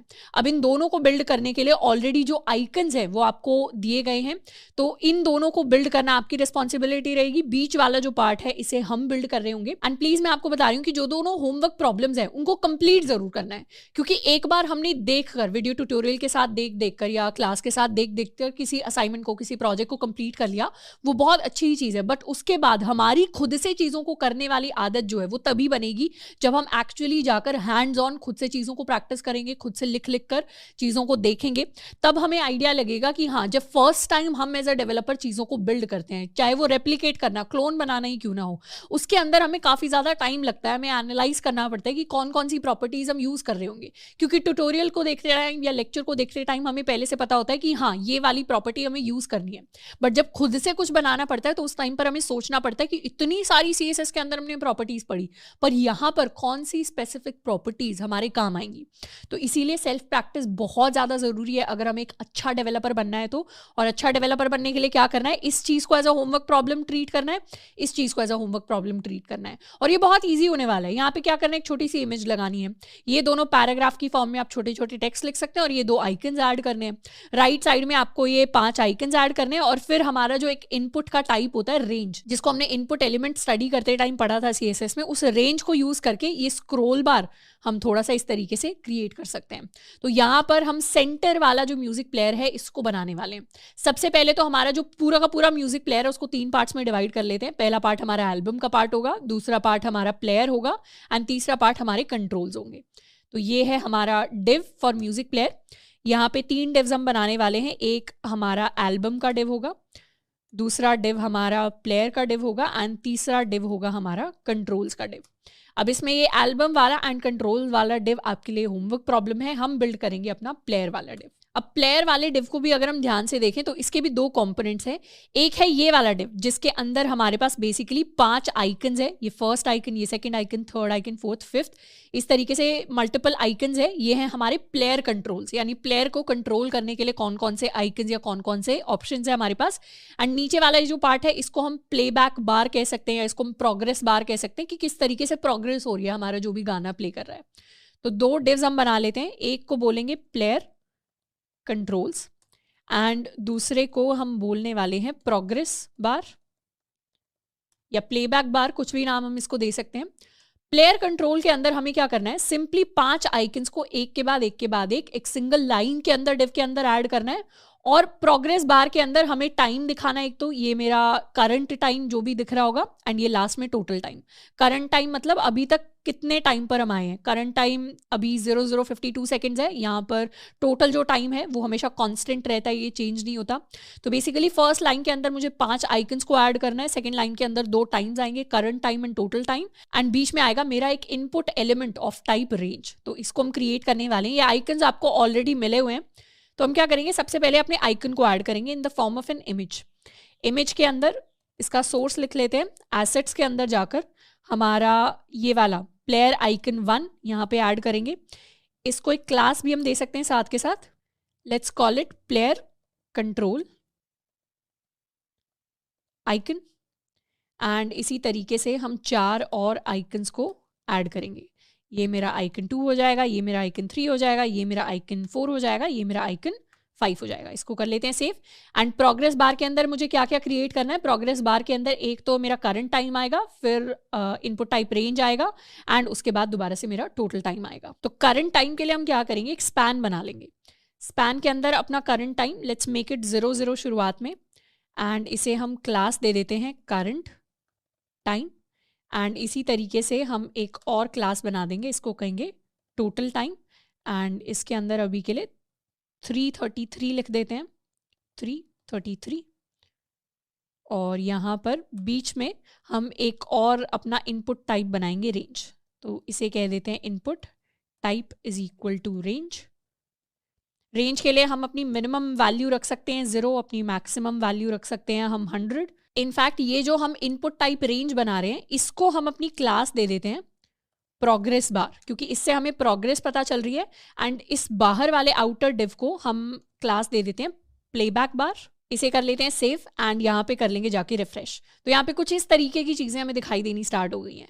ये हमारे आइकन्स आ गए हैं, यहाँ पर ये बड़े बड़े आइकन्स है, इमेज सारी की सारी बड़ी बड़ी हैं, तो इन चीज़ों को हमें रिसाइज करना पड़ेगा। सबसे पहले क्या करेंगे? सबसे पहले इस म्यूजिक प्लेयर के अंदर हम इन तीनों डिव्स को इनकी स्पेसिंग दे देते हैं, यानी अपने एल्बम वाला डिव, अपने प्लेयर वाला डिव और अपने कंट्रोल्स वाला डिव। तो style.css के अंदर जाएंगे, जो हमारा म्यूजिक प्लेयर है इसे हम देने वाले हैं डिस्प्ले फ्लेक्स, एंड इसके बाद हमारा जो एल्बम वाला डिव है उसे दे देंगे विथ 25%। उसी तरीके से हमारा जो प्लेयर डिव है इसे हम दे देंगे विथ 50%। एंड सिमिलरली हमारा जो कंट्रोल्स वाला डिव है इसे हम दे देंगे विथ 25%। सेव करेंगे, रिफ्रेश करेंगे, तो अभी क्या हुआ? इक्वल विथ जो है डिवाइड हो गई। म्यूजिक प्लेयर को अगर खोल के देखें तो इतना पार्ट मेरे एल्बम का पार्ट है स्क्रीन के ऊपर, इतना पार्ट प्लेयर का पार्ट है, इतना पार्ट कंट्रोल्स का पार्ट है। हम डिज़ाइन करने वाले हैं स्पेसिफिकली इस प्लेयर को। अब प्लेयर को डिज़ाइन करने के लिए सबसे पहले तो अपने आइकन्स का साइज सेट कर लेते हैं। जो मेरे प्लेयर कंट्रोल आइकन्स हैं, इनके लिए अगर साइज सेट करना है तो यहाँ पर हम इंस्पेक्ट कर सकते हैं। हर किसी की जो इंडिविजुअल हाइट है it is around near to 16 pixels, तो अराउंड 1 रेम सबकी हम हाइट सेट कर सकते हैं। 1 रेम, सेव, रिफ्रेश। तो ये क्या हुए? यहाँ पर इस तरीके से आ गए। अब ये थोड़ा थोड़ा रेप्लिकेट करना स्टार्ट कर गया है। ये मेरे आइकन्स आ गए हैं, 5 आइकन्स जिनको हमने प्लेस किया है। ये मेरा करंट टाइम आ गया है, ये मेरा टोटल टाइम आ गया है, एंड ये मेरा रेंज इनपुट आया है। इस तरीके से हम रेंज को चेंज भी कर सकते हैं। एक टाइम पर अगर हम चाहते हैं कि एक वॉल्यूम लेवल बढ़े, यानी अगर मेरा टोटल जो टाइम है उसको हमने 100 पार्ट्स में डिवाइड कर दिया और हम चाहते हैं प्रोग्रेस बढ़े, तो वो 1 एट अ टाइम बढ़े, तो उसके लिए हम अपने प्रोग्रेस बार में स्टेप को सेट कर सकते हैं to value 1, save and refresh. तो इससे क्या होगा? एक बार में एक ही वैल्यू जो है हमारी बढ़ रही होगी। अब यहाँ पर ये वाला टाइम जो मेरा करंट टाइम है वो चेंज नहीं हो रहा है एग्जैक्टली, क्योंकि इसको चेंज कराने के लिए हमें जावास्क्रिप्ट चाहिए। जावास्क्रिप्ट अभी हमने पढ़ी नहीं है, तो इसको हम अभी के लिए इतना छोड़ देते हैं। एक बार आप जावास्क्रिप्ट पढ़ लें तो आप एक्चुअली इस रेंज की वैल्यू को इंटरनल, जैसे जैसे रेंज के अंदर हम इसको स्क्रॉल करते जा रहे हैं वैसे वैसे आप इस करंट टाइम को चेंज भी कर सकते हैं यूजिंग जावास्क्रिप्ट। तो वो चीज़ आपके लिए एज एन एडिशनल चीज़ हो जाएगी जब आप जावास्क्रिप्ट को पढ़ लेंगे।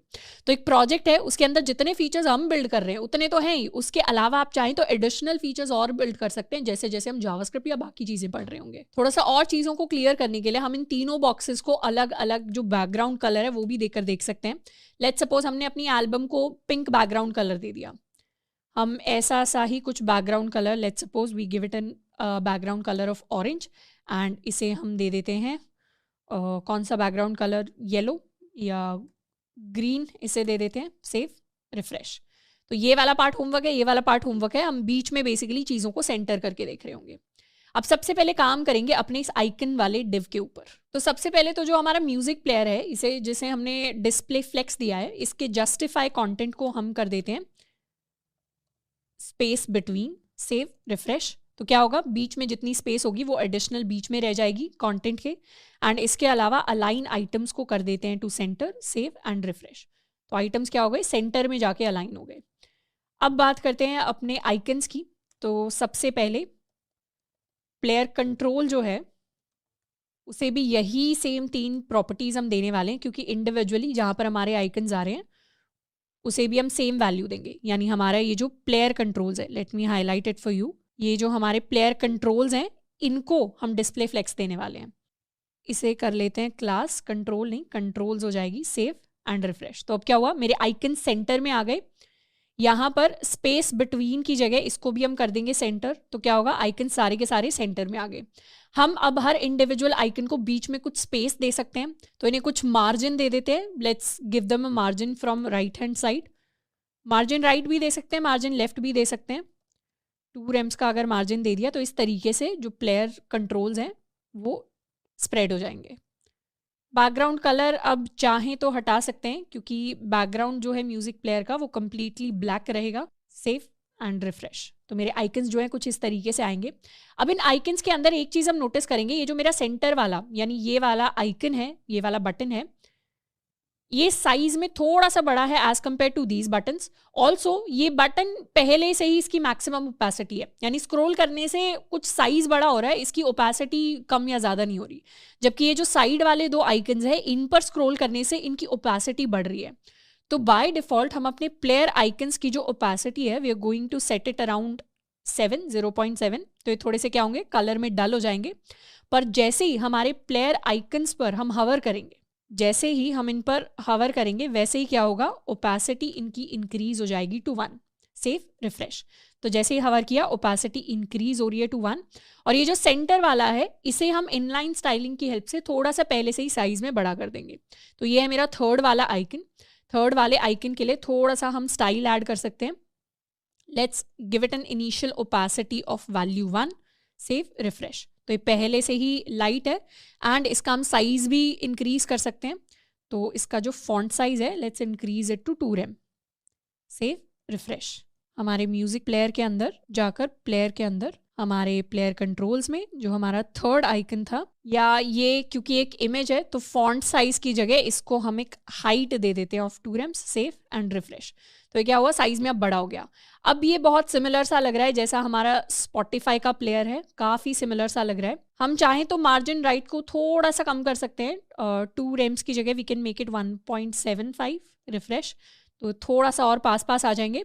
तो इस तरीके से हम अपने प्लेयर कंट्रोल एंड उसके आइकन्स को हमने सेट कर दिया है। अब बात करते हैं अपने सेकंड पार्ट की, which is our progress bar. सबसे पहले तो प्रोग्रेस बार के लिए जो हमारा प्लेबैक बार है इसे हम डिस्प्ले फ्लेक्स कर देंगे ताकि सारे आइटम्स को सेंटर में लेकर आ सके। तो प्लेबैक बार को डिस्प्ले कर देंगे फ्लेक्स। Save refresh. अब उसके साथ साथ justify content centre. Save and refresh. हम अलाइन आइटम्स भी सेंटर कर सकते हैं। तो इस तरीके से हमारे आइटम्स भी यहाँ पर अलाइन होकर आ जाएंगे। अब ये यहाँ पर थोड़ा सा अगर देखें तो मेरा प्लेबैक बार इतना है, पर उसके अंदर मेरा प्रोग्रेस बार छोटा सा दिखाई दे रहा है। यहाँ पर देखें तो प्रोग्रेस बार काफ़ी लंबा है as compared to the controls. तो हम अपने प्रोग्रेस बार को एक विड्थ दे सकते हैं। प्रोग्रेस बार को विड्थ दे देते हैं 70% के अराउंड। Save and refresh. तो क्या हुआ, प्रोग्रेस बार हमारा विड्थ में थोड़ा सा बड़ा होकर आ गया। अब हम यहाँ पर एक एडिशनल और एक नई प्रॉपर्टी सीखने वाले हैं जिसका नाम है अपीयरेंस। अपीयरेंस प्रॉपर्टी क्या करती है, अगर हम सर्च करें जाकर तो we can search for appearance CSS MDN। तो अपीयरेंस प्रॉपर्टी का काम होता है कि वो किसी भी एलिमेंट के UI को, कि वो एलिमेंट कैसा दिखता है उसको कंट्रोल करती है डिपेंडिंग अपॉन कि हम कौन से ऑपरेटिंग सिस्टम पर अपने वेब पेज को खोल रहे हैं। जैसे जो हमारा बटन है, अगर हम एक बटन को क्रिएट करते हैं तो वो बाय डिफॉल्ट क्या होता है, अपीयरेंस की वजह से एक स्पेसिफिक उसको बॉर्डर जो है उसके साथ वो अपीयर होता है। वैसे ही हमारा जो रेडियो बटन होता है वो स्पेसिफिकली जैसा उसे डिज़ाइन किया गया है पहले से उन्हीं कलर्स के साथ या उसी तरीके का अपीयर होता है। तो बहुत सारे डिफरेंट जो एलिमेंट्स क्रिएट होते हैं हमारी स्क्रीन के ऊपर जो हमें बाय डिफ़ॉल्ट मिलते हैं कुछ सेट प्रॉपर्टीज़ के साथ कि ये जो एलिमेंट है इसका यही कलर होने वाला है, इसकी यही विड्थ होने वाली है पहले से बाय डिफ़ॉल्ट। हम चाहें तो उसे CSS के अंदर चेंज भी कर सकते हैं। जैसे हमें पता है हमारा बटन बाय डिफ़ॉल्ट कुछ इस तरीके का हमें दिखाई देता है जब भी हम एक बटन को क्रिएट करते हैं। तो इस तरीके की अगर प्री सेट चीज़ों को हमें हटाना है कि हमें पहले की कोई भी अपीयरेंस नहीं चाहिए, तो उसके लिए हम अपनी अपीयरेंस प्रॉपर्टी को सेट कर सकते हैं टू नन। तो ये जो मेरा प्रोग्रेस बार है, अभी ये प्रोग्रेस बार कुछ ऐसा दिखाई देता है, यानी इसके ऊपर ब्लू कलर की लाइट आ रही है, इस तरीके से हम ये कर्व्ड है एजेस से, ये सारी की सारी प्रॉपर्टीज इसके ऊपर इसीलिए आ रही हैं क्योंकि ये सेट प्रॉपर्टीज है। अगर हम जाकर इसको इंस्पेक्ट भी करें तो यहाँ पर हमें कुछ कुछ चीज़ें दिखाई देंगी। इसकी अपीयरेंस प्रॉपर्टी है अभी सेट टू ऑटो, इसके कर्सर की वैल्यू डिफ़ॉल्ट सेट है, इसका कलर अभी सेट है, पैडिंग इसको कुछ दे रखी है, बॉर्डर इसको कुछ दे रखा है, मार्जिन दे रखी है 2 पिक्सल्स के इक्वल, एंड इसके अलावा काफ़ी सारी वैल्यूज़ हैं जो इसके लिए ऑलरेडी सेट होती हैं हमारे पास, पर हम चाहते हैं वो सारी की सारी सेट वैल्यूज़ इसके लिए हट जाए। तो इसे हम क्या दे सकते हैं, इसके लिए हम अपीयरेंस को सेट कर सकते हैं टू नन। जैसे हम अपीयरेंस को सेट करेंगे, उसकी जो पहले वाली स्टाइलिंग है जो बाय डिफॉल्ट क्रोम की वजह से हमें दिख रही है, वो सारी की सारी स्टाइलिंग गायब हो जाएगी। इसे अगर रिफ्रेश करें तो अब जो एक रेंज टाइप बिल्कुल रॉ फॉर्म में जैसा दिखाई देता है वो कुछ ऐसा दिखाई देगा, यानी इसके अपीयरेंस ऑटो से अब शिफ्ट होकर हो गई है अपीयरेंस नन। तो ये कुछ इस तरीके का अब हमें दिखाई देगा। अब हम इसके ऊपर अपनी पर्सनल स्टाइलिंग जो है उसे अप्लाई करेंगे। सबसे पहले तो अभी इसका जो बैकग्राउंड कलर है that colour is equal to white, तो हम इसके बैकग्राउंड कलर को चेंज करने वाले हैं to transparent.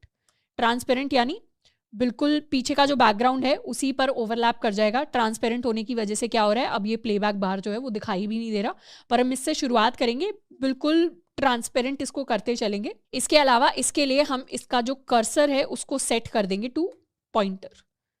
Save and refresh.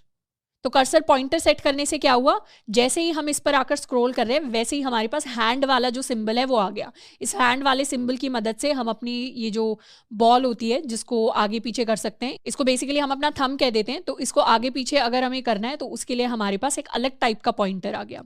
Cursor क्या आता है, बाय डिफॉल्ट कर्सर जो है वो डिफॉल्ट वैल्यू पर सेट होता है कुछ इस तरीके से, पर हमने उसे चेंज कर दिया है कर्सर टू पॉइंटर, तो वो पॉइंट होकर आ रहा है। अगर पॉइंट नहीं करेंगे तो एरो ही दिखाई देगी हमें हमेशा। तो यहाँ पर कर्सर टू पॉइंटर ये एक नई एक प्रॉपर्टी है जिसको हमने सीखा है। तो प्रोग्रेस बार के लिए इतने चेंजेस करेंगे। अब इसको और थोड़ा सा कस्टमाइज करेंगे क्योंकि ये वाला प्रोग्रेस बार इससे काफी डिफरेंट है, इसमें तो लाइन भी दिखाई नहीं दे रही, तो और प्रॉपर्टीज हम सेट करने वाले हैं। अब इस पूरे के पूरे रेंज को स्टाइल करने के लिए एक स्पेसिफिक डॉक्यूमेंट है जो मैं आपको रेकमेंड करूंगी। This is the document. आप इस लिंक पर जा सकते हैं quarksmode.org blog एंड आर्काइव्स के अंदर ये हमारा स्टाइलिंग एंड स्क्रिप्टिंग स्लाइडर्स है। ये जो बेसिकली पार्ट होता है जिसे हम स्लाइड करते हैं, इनपुट टाइप रेंज, इसको हम एक स्लाइडर कहते हैं। और स्लाइडर के 2 पार्ट्स होते हैं। यहाँ पर जाएंगे अगर डॉक्यूमेंट के अंदर तो स्लाइडर के 2 पार्ट्स हैं। ये वाला जो हमारा पार्ट है इसको हम ट्रैक कहते हैं, और ये जो सर्कुलर चीज़ होती है जिसको हम मूव कर सकते हैं, ड्रैग कर सकते हैं, इसे हम अपना थंब कहते हैं। तो कैसे हम अपने ट्रैक को स्टाइल कर सकते हैं, कैसे हम अपने थंब को स्टाइल कर सकते हैं, तो थंब को जब भी हम एड्रेस करते हैं, यानी जब भी हम अपने डॉट को स्टाइल करना चाहते हैं, तो उसके लिए हम वेबकिट स्लाइडर थंब यूज़ करते हैं।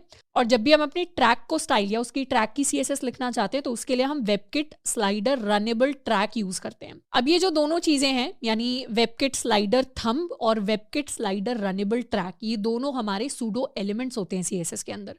यहाँ पर मेंशन भी है रिक्वायर्ड सूडो एलिमेंट्स, और ये ब्राउजर डिपेंडेंट होते हैं, मतलब सारे के सारे ब्राउजर्स पर वर्क नहीं करेंगे, कुछ कंपैटिबिलिटी इशू इनके आते हैं। पर अभी के लिए हम सिर्फ क्रोम पर फोकस कर रहे हैं, तो हम इनको यूज़ करने वाले हैं।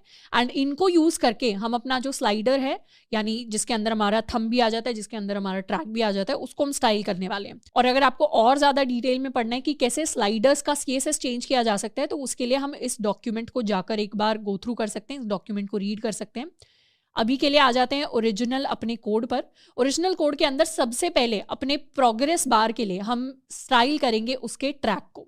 तो लिख लेते हैं अपना प्रोग्रेस बार, जो सूडो एलिमेंट हम यूज़ करने वाले हैं, लगाए डबल कोलन, हम लिखेंगे वेबकिट स्लाइडर, यहाँ पर ऑप्शंस भी आ जाएंगे, स्लाइडर रनेबल ट्रैक।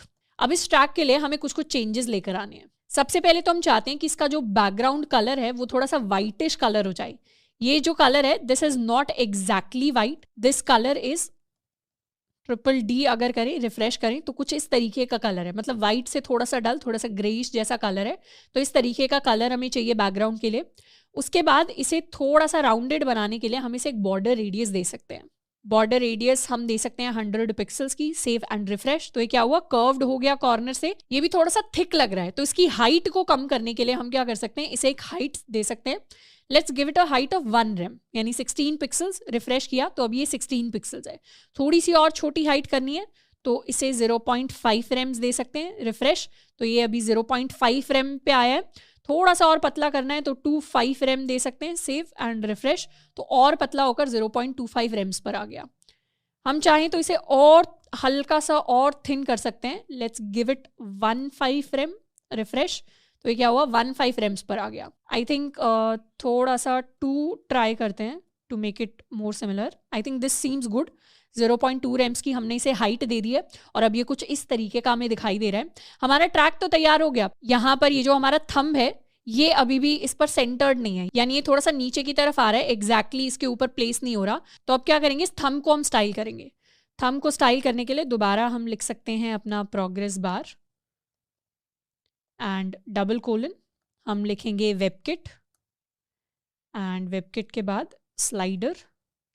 थंब को हम स्टाइल करने वाले हैं। थंब को स्टाइल करने के लिए सबसे पहले तो इसकी जो बाय डिफॉल्ट अपीयरेंस है उसको हटा देते हैं। तो अपीयरेंस को कर देंगे नन, सेव एंड रिफ्रेश। तो अभी गायब ही हो गया है। अब इसको थोड़ी थोड़ी स्टाइलिंग हम शुरुआत से ऐड करना स्टार्ट करेंगे। सबसे पहले तो इसके लिए एक हाइट एंड विड्थ हम दे देते हैं। Let's give it a height of 16 pixels, refresh. And similarly हम इसे एक विड्थ देने वाले हैं 16 पिक्सल्स की, सेव एंड रिफ्रेश। उसके साथ में इसे एक बैकग्राउंड कलर दे देते हैं। तो हम इसे वही वाला यानी स्पॉटिफाई वाला ये ग्रीनिश कलर इसको हम देने वाले हैं, विच इज़ 1BD760। तो ये वाला स्पेसिफिक ग्रीन है, स्पॉटिफाई ग्रीन। रिफ्रेश करेंगे तो ये मेरे पास आ गया है, यानी मेरा जो थंब है वो कुछ इस तरीके का दिखाई दे रहा है। अभी ये क्या है, अभी ये स्क्वायर शेप में है। इसको राउंडेड अगर हमें बनाना है तो इसको एक बॉर्डर रेडियस हम दे देते हैं 100% की, सेव, या 100 नहीं सॉरी 50% की बॉर्डर रेडियस देंगे जब भी स्क्वायर को हमें सर्कल में कन्वर्ट करना है। रिफ्रेश किया, इस तरीके का हो गया।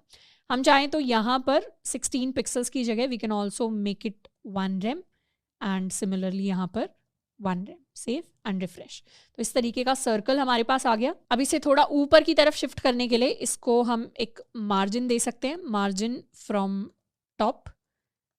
नेगेटिव मार्जिन दे दिया तो ये क्या करेगा, ऊपर की तरफ शिफ्ट कर जाएगा। -6 पिक्सल्स दिया तो अब ये यहाँ पर सेंटर में करीबन जाकर स्टोर हो जाएगा। एंड इस तरीके से हम एक ग्रीन कलर का स्लाइडर टाइप बिल्ड कर सकते हैं जो स्लाइड करेगा एंड उसके बाद जो भी हमारे स्पॉटिफाई पर गाना चल रहा है उसको आगे पीछे कर सकता है। अब हम चाहें तो इसके अंदर और ज़्यादा एडिशनल चेंजेस कर सकते हैं। जैसे हम चाहें तो जितना पार्ट अभी कवर हुआ है सिर्फ उसी को हम ग्रीन कलर दें, ग्रीन बैकग्राउंड कलर दें। बहुत सारे डिफरेंट चेंजेस किए जा सकते हैं, पर उतना ज़्यादा चेंजेस में हम नहीं जा रहे होंगे। Basically this is going to be our final Spotify clone. And इसके अंदर हमने शुरुआत से लेकर 3 कंपोनेंट्स को बिल्ड किया है। एक था हमारा साइड बार, उसके अलावा ऊपर का ये स्टिकी नैव हमने बिल्ड किया, अपने कार्ड्स को हमने बिल्ड किया है, लास्ट में फुटर हमने बनाया है और अपनी म्यूजिक प्लेयर को हमने डेवलप किया है, उस तरीके का UI दिया है। इसको इंस्पेक्ट करें तो कुछ कुछ चीज़ें इसमें जो है रिस्पॉन्सिव हैं। छोटा करेंगे तो कुछ कुछ एलिमेंट्स गायब हो जाएंगे with the help of media queries. हमारे कार्ड्स ओवरलैप होने की बजाय या साइज में छोटे होने की बजाय क्या करेंगे, रैप कर जाएंगे डिफरेंट लाइंस के अंदर। तो this is also a sign of responsiveness. एक लाइन के अंदर हमारे मल्टीपल कार्ड्स भी आ सकते हैं डिपेंडिंग अपॉन कितनी विड्थ है हमारे पास। तो इस तरीके से स्पॉटिफाई का हमने क्लोन बना लिया है। बस म्यूजिक प्लेयर के अंदर ये जो लेफ्ट वाला पार्ट है, राइट वाला पार्ट है, ये आपको एज अ होमवर्क प्रॉब्लम दिया गया है। प्लीज़ थोड़ा सा टाइम लगाना है, प्रोक्रेस्टिनेट नहीं करना है। इस होमवर्क प्रॉब्लम को अभी के अभी बैठकर आपको सॉल्व करना है। एंड आई होप कि CSS क्लोन को बनाते टाइम हमने कुछ कुछ नई प्रॉपर्टीज सीखी हैं, कुछ कुछ नई चीज़ें सीखी हैं एंड एक बेसिकली एक 0 से लेकर 100 वाला एक प्रोसेस सीखा है कि किस तरीके से एक वेबसाइट के लेआउट को, भले ही हमने उसे देख देख कर बनाया हो, पर किस तरीके से उसे बनाया जाता है। एक थिंकिंग प्रोसेस हमने सीखा है कि CSS की जो वेबसाइट्स हैं सबसे पहले उनकी डिजाइनिंग या लेआउट प्रिपेयर करना बहुत इंपॉर्टेंट है। हमने जब फर्स्ट टाइम स्पॉटिफाई की वेबसाइट देखी तो इसको हमने बॉक्सेस के अंदर डिवाइड किया and boxes is basically it comes from the box model of CSS जो हमें काफ़ी ज़्यादा इंट्यूटिव तरीका देता है चीज़ों को प्रिपेयर करने का। तो हमने बॉक्सेस की फॉर्म में जब हम अपना लेआउट डिज़ाइन करते हैं तो काफ़ी ज़्यादा आसान कर देता है हमारे लिए अपने वेबसाइट को बनाने के प्रोसेस को। तो आपको भी कभी भी कुछ भी डिज़ाइन करना है ना CSS के अंदर, चाहे हम देखकर डिज़ाइन कर रहे हैं तो उसको बॉक्सेस की फॉर्म में इमेजिन करने की कोशिश करनी है कि हमारे पास ये एक बॉक्स है, ये एक बॉक्स है, फिर उस बॉक्स को छोटे छोटे पार्ट्स में तोड़ते जाने, छोटे छोटे पार्ट्स को इंडिविजुअली कैसे हम बिल्ड कर सकते हैं, फिर उस पर ध्यान देना है। तो यही बेसिक तरीका होता है CSS एंड HTML को यूज़ करके किसी भी वेबसाइट के लेआउट को डिज़ाइन करने का।